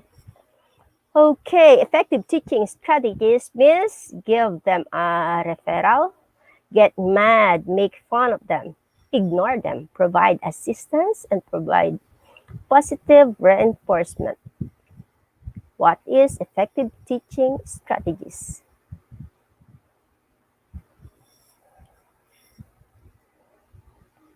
The correct answer is provides assistance and provide positive reinforcement. Congratulations to all the top 10. We have Juan Miguel de Luna with rank number 1. And then let me see. First we have Juan Miguel de Luna. Next is Nu Hamida Emach. Next is Hawasa Reg. And then Jenelyn Soriano. And then Maria Elena Beltran. And then John Paul de Luna. And the Locardo Jr. And then Nauru Glatun. And Mary Jane. And then last is Dina Amdos.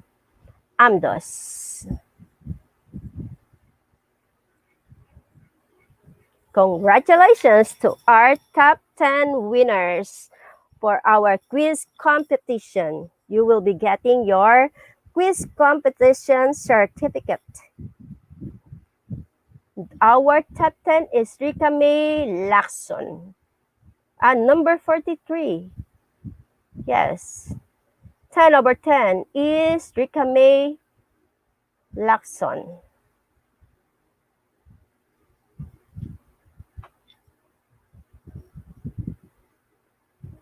Okay.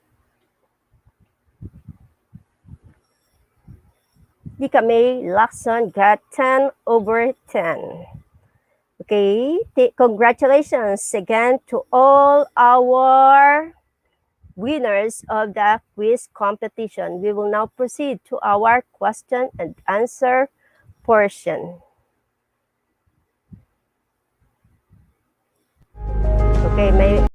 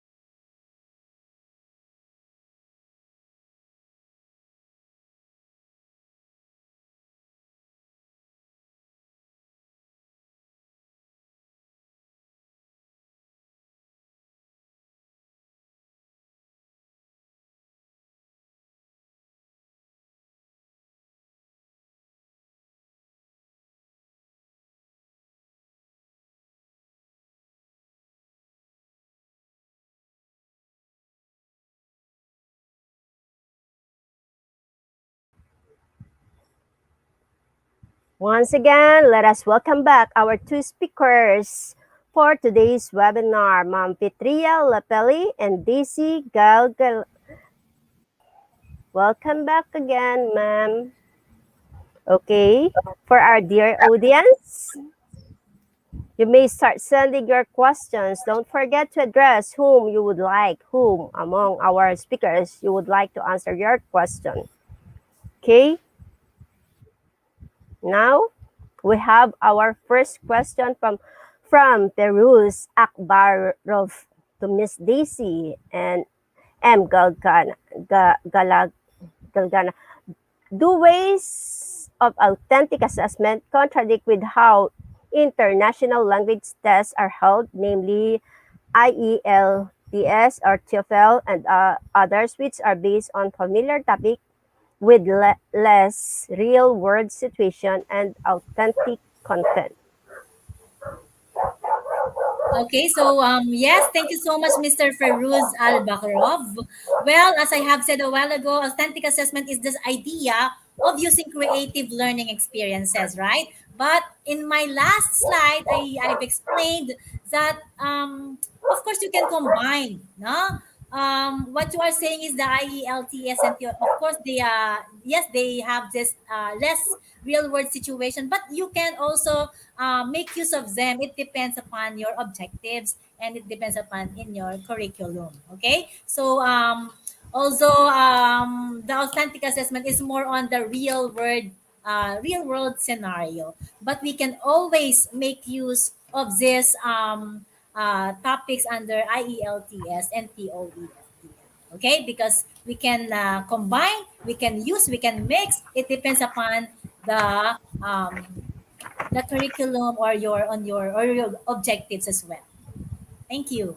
Thank you, Ma'am Daisy. Do we have our next question? From Mr. Peruz again to Miss Petria this time. Is it practical for an average public school or college teachers to target students' effective cognitive and psychomotor aspect all in one mode of assessment? Can we do it in one mode of assessment? Okay, thank you for the questions. Can everyone hear my voice? Yes, ma'am, we can hear you. Just go on. Okay, so in conductive, affective, cognitive, psychomotor, and average public school or college teacher, it is very necessary for the teachers to conduct that because in today's learning, the teacher not only have to assess the cognitive aspect of the students, but the all aspect that integrated in that three aspects.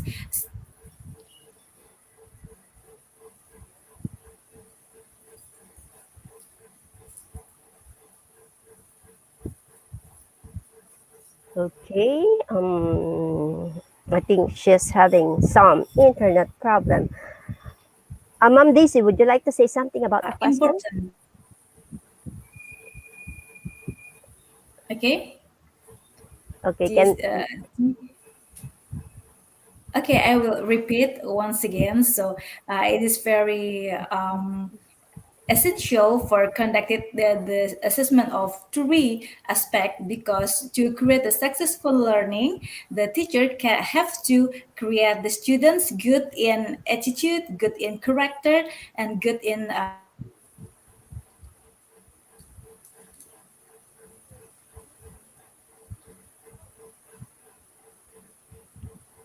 okay. I think she's having another technical problem. Could we proceed to our next question? Let's proceed to our next question from Terry Toro Toro. To both our speakers, how do you use authentic assessment in distance learning? Okay, Ma'am Daisy, would you like to answer that first? Yes, thank you so much, Miss Cherry. No, as we all know, right now we are embracing the new normal, and schools are shut down, and we are having classes online. So this is a very good question. How do we conduct authentic assessment? Okay, just like in my class, okay, I am teaching senior high school students. Instead of giving my students or teaching my students about to report something or tell something about different topics that we have in our subject, I let them create something new. Just like, for example, the authentic assessment that I did is that I asked them to make their own webinar series. Actually, no, I involve them on how to do it. Like for example, I give the topics. Instead of reporting the topics, they will be the one to conduct. Okay, they will be to conduct and act as speakers in our class. Okay, so in that way I can give them the real world situation that in an online class it's not always the teacher who talks. Okay, we can give our students something that is very authentic, wherein they will be able to experience on how to become a speaker. Okay, or someone who is in the conference, okay, using online platform. Okay, that's great. Okay, Ma'am Fitria, would you like to say to answer the question? Okay, how I conduct my authentic assessment and distance learning is, and online learning, I explain about the materials for the students, and for the assignment, I ask them to create a project, to create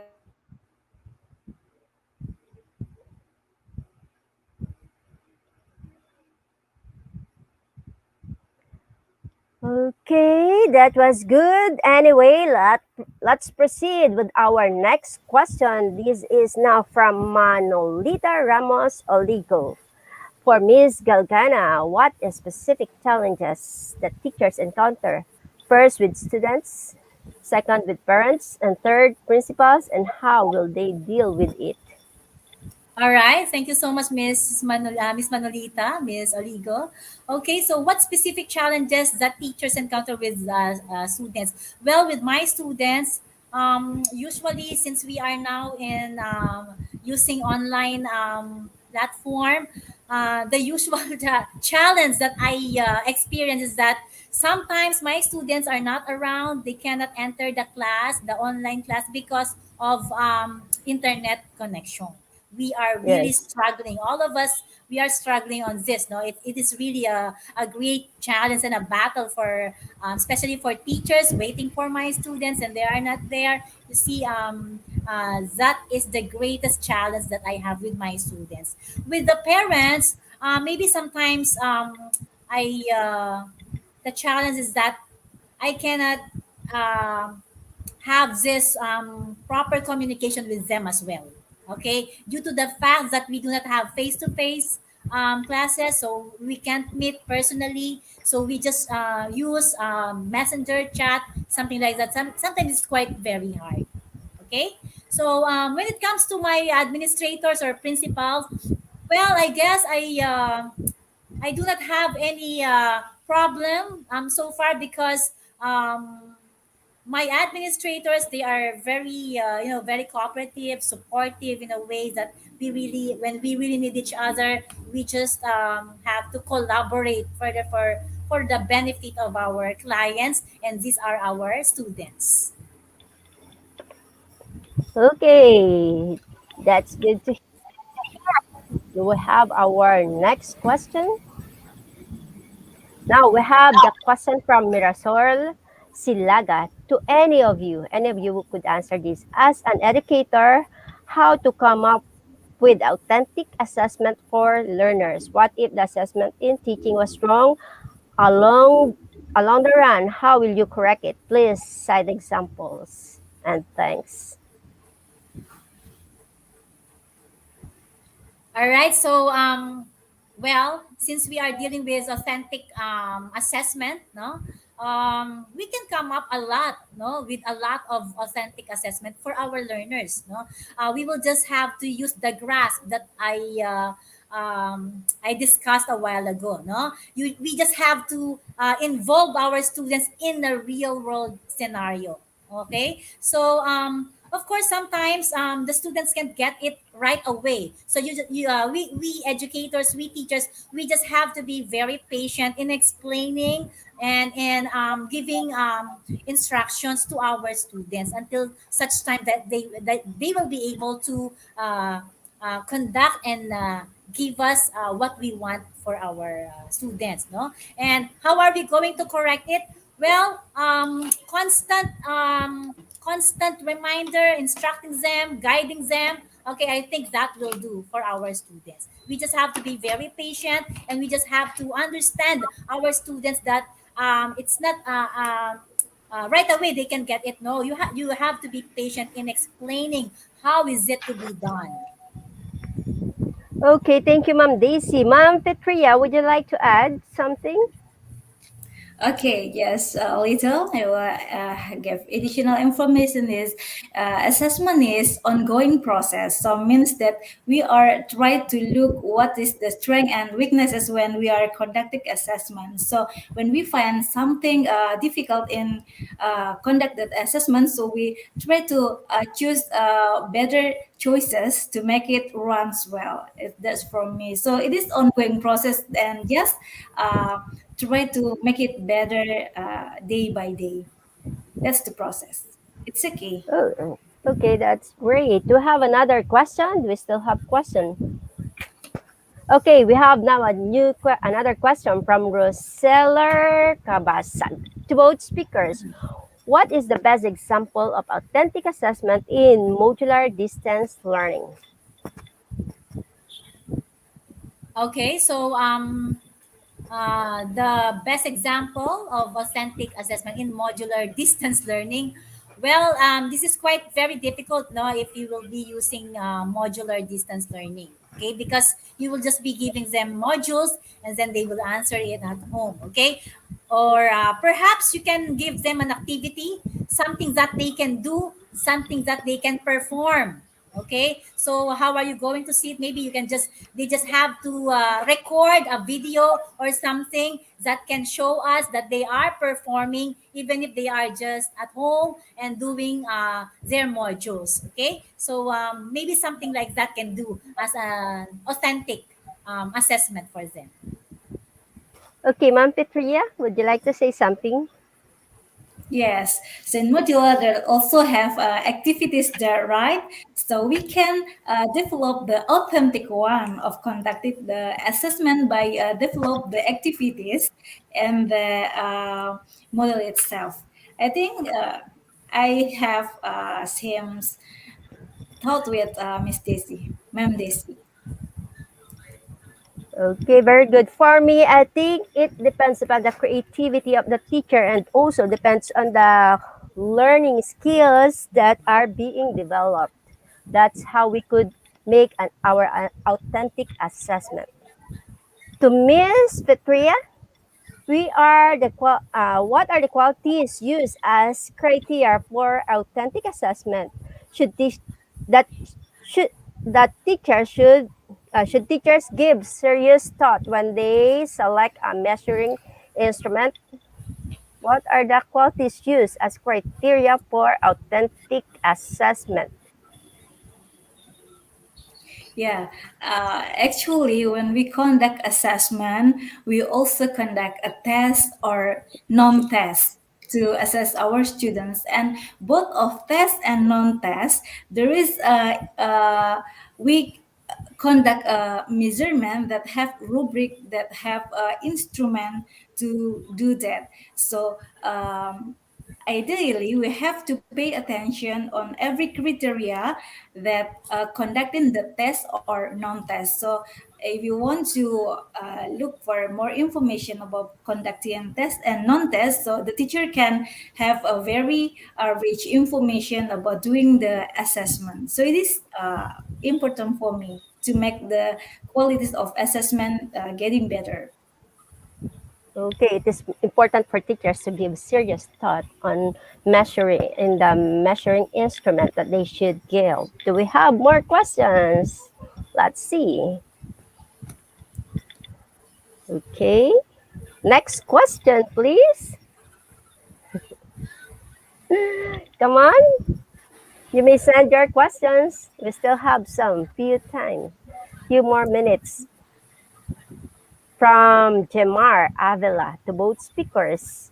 How can we know the effectiveness of authentic assessment in modular learning?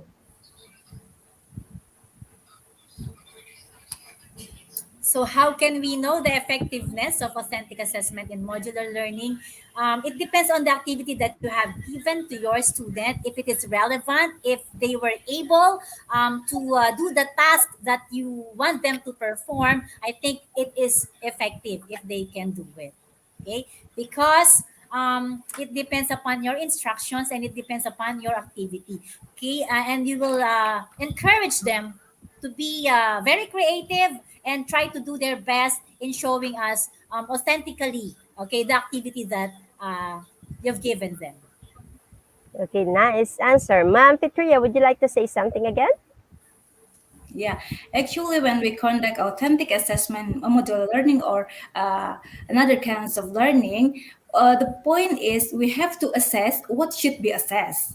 That's the point. So it's what else we can say that the correlation between assessment and the material and our student competence, our student ability, it's really fun.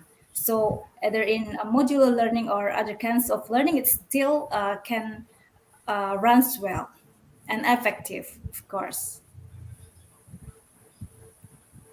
Okay, next question is from Lonape Kubalan to Ma'am Daisy. How to apply authentic assessment to students with special needs? Okay, so this is a very nice question, actually, no? So we teachers, we need to be very careful with our students because our students, they are different with one another. They are unique. So when it comes to special students or with special needs, okay, so we will just be giving them some authentic assessment that is fitted to their capacity and capability. Okay, because of course these are special students. We need to treat them the way that they can be treated special.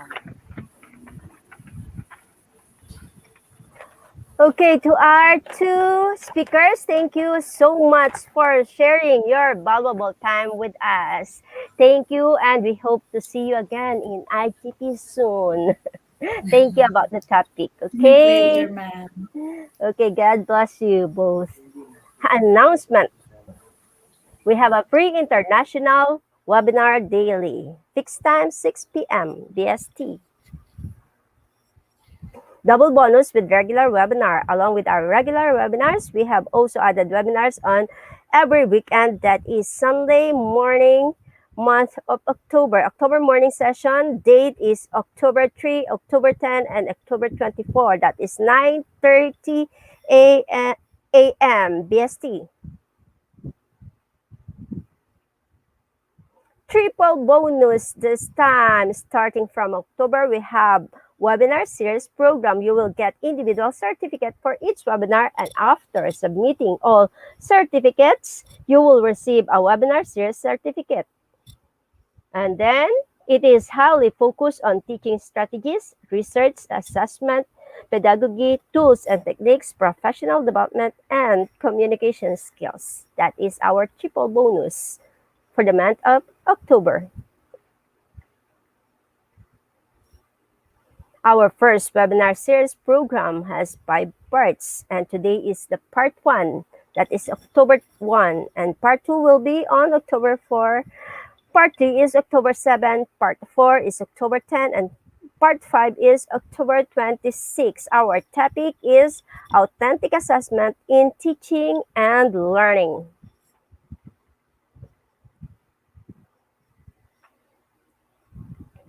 And then our second webinar series program has 4 parts. Part 1 will be on October 2, that is tomorrow. Part 2 is October 6, Part 3 is October 20, and Part 4 is October 24. Topic is teaching English as a foreign language and assessment. That is our second webinar series program.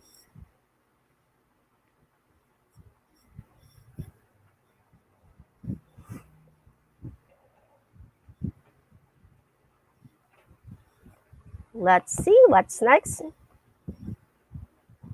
Topic again, and our third webinar series, certification process at www.eduigp.com. You can join all our live programs from Facebook, page, Facebook group, YouTube channel, or website. If anyone missed any program due to some unavoidable issues, still you can attend previous webinars with a verified certificate. Step 1, certification process for today. That is October 1. Today's program name is Authentic Assessment in Teaching and Learning Part 1. Step 2, we have the certification link. Certification link now available in the comment box and pinned comment. Certification link will be available always in this program post, Facebook page, Facebook group, and YouTube description. And then, certification process. You can claim your certificate in 2 ways. Directly link from comment box, pinned comments, or post description. If you are not able to click the link, please directly browse at www.eduigp.com for all information together. Find today's program, and then the process are still the same.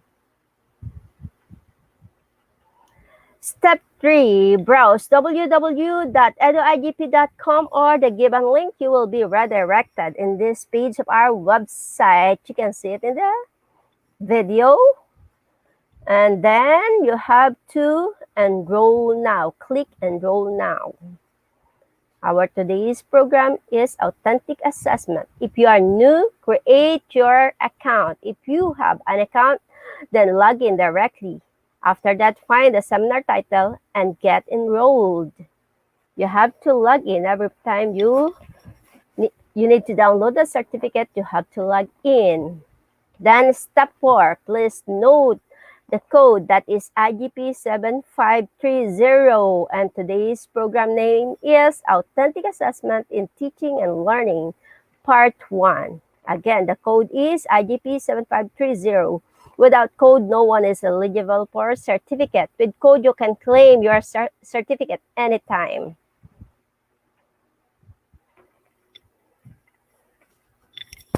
You may take a screenshot of our code that is IGP 7530.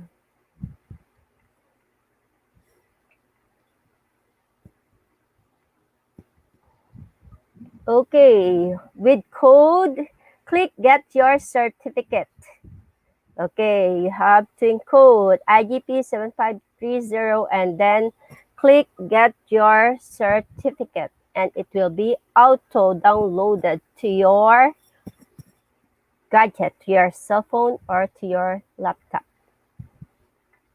And this is the example of your certificate.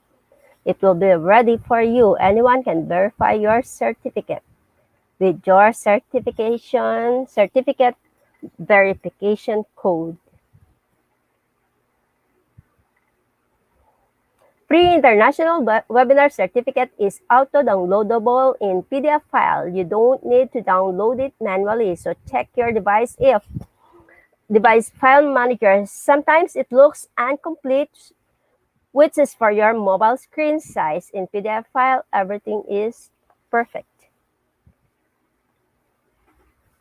Dear participants, if any problem raised to claim your certificate or any other issues, please don't be hesitate to contact us. Our core team members are always ready in the comment section to support you to find solution. www.eduigp.com Team Customer Service Representatives. For our FB page, we have Charis Abejo Cabiros and Janet Cablao.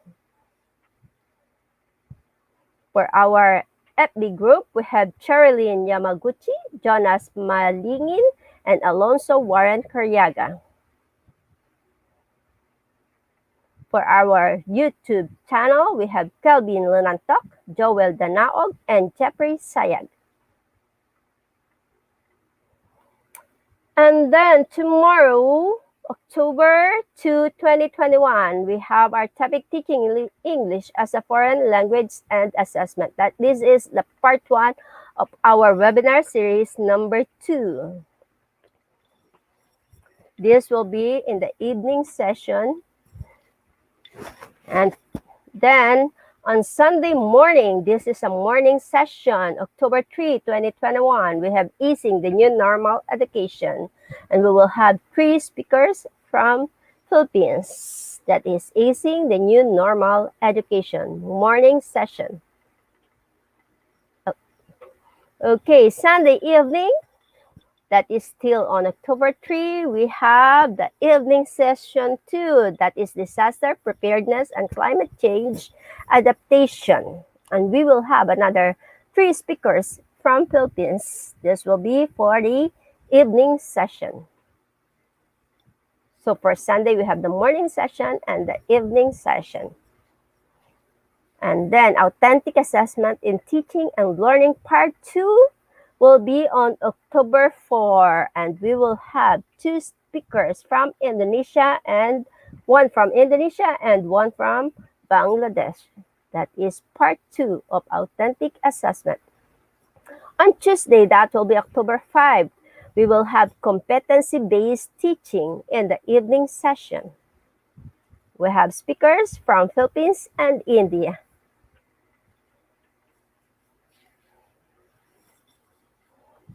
On Wednesday, October 6, we will have Teaching English as a Foreign Language and Assessment. This is the part 2 of our webinar series number 2. That it will be on October 6, evening session. And we will have 2 speakers from Indonesia.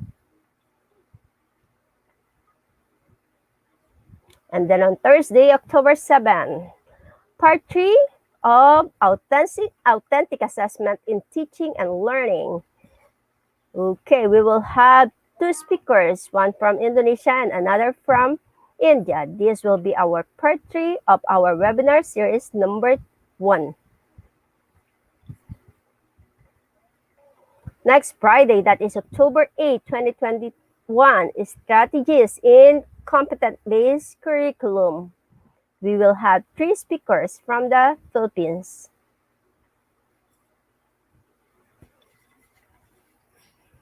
Upcoming webinar on October 9, implication of theories of reading to the teaching of reading. We will have a speaker, Mr. Jimter De Sena from Philippines. This will be on October 9, 2021. It will be in the evening session. And in the morning session, we will have Bringing Character Education in the Classroom on October 10. And we will have 2 speakers from the Philippines. That is on October 10.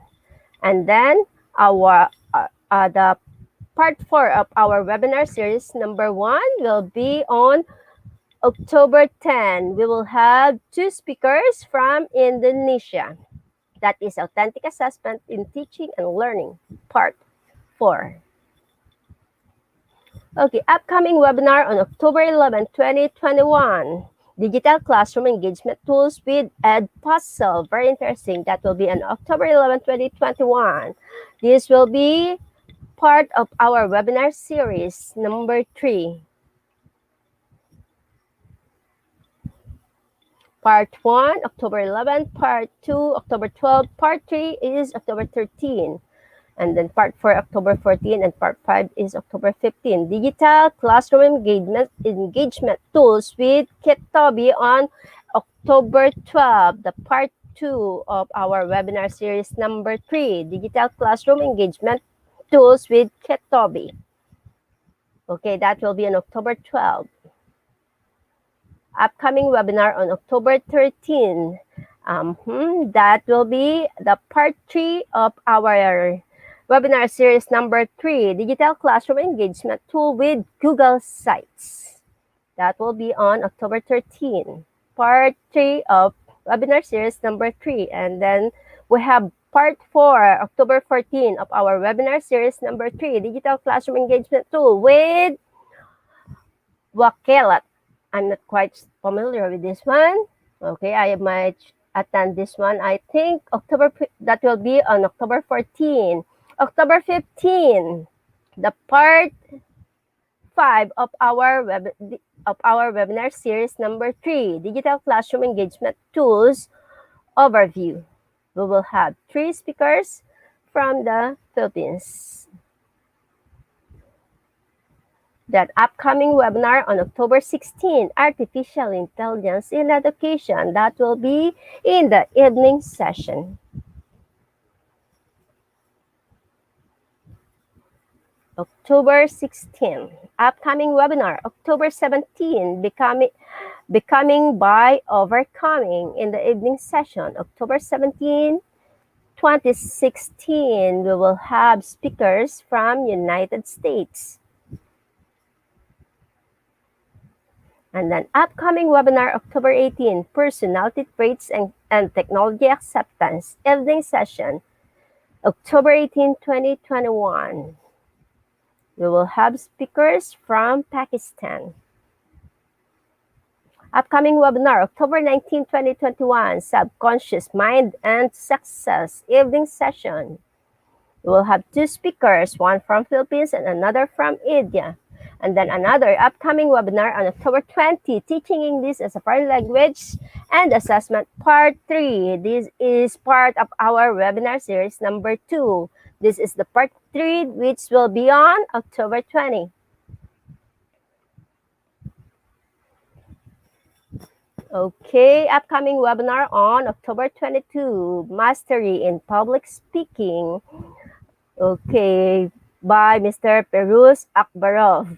That will be on October 22, 2021, evening session.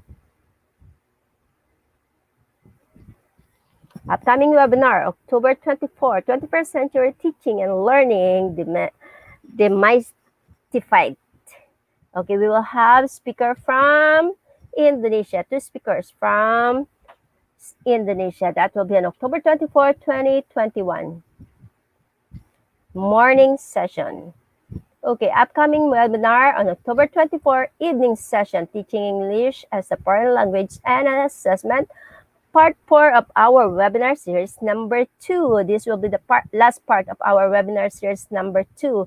And we will have 2 speakers from Indonesia. And then, upcoming webinar on October 25, the process to be a Tibet trainer. In the evening session, we will have a speaker from Philippines. And then upcoming webinar, October 26, part 5 of our webinar series number 1, that is Authentic Assessment in Teaching and Learning, part 5. We will have 2 speakers from Indonesia. This is part 5 of our webinar series number 1. Upcoming webinar, October 27, Innovative Ways to Teach Research in Distance Learning, evening session. That is October 27, and we will have 2 speakers from Philippines.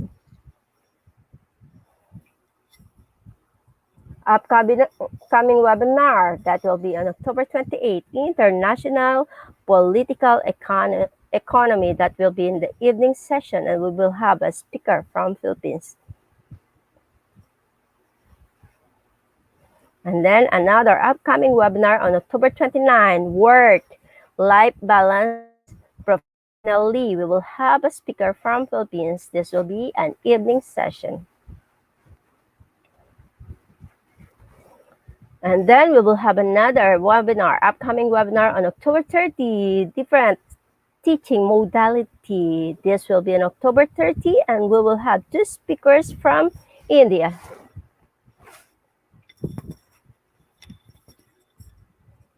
And then on October 31, Gamification, the Future of Distance Learning, we will have a speaker from the Philippines.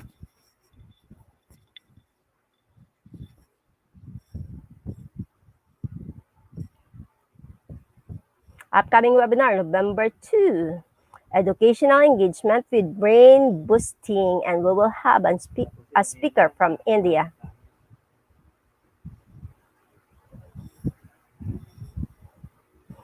Upcoming webinar on November 4, Importance of Students' Motivation and E-Learning. That will be in the evening session. We will have speakers from Malaysia.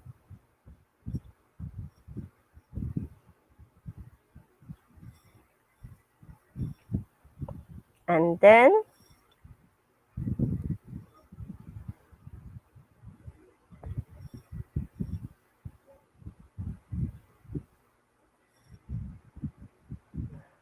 okay, don't forget our code for today, that is IGP7530. Please claim your e-certificate. Today's date is October 1.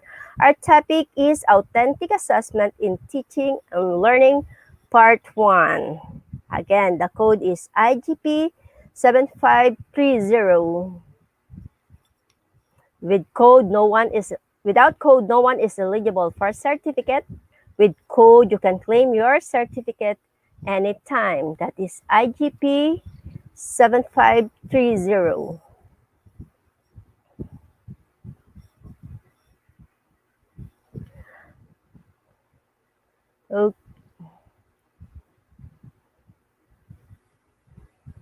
Okay, I would like to remind everyone to please don't forget to collect your e-certificate.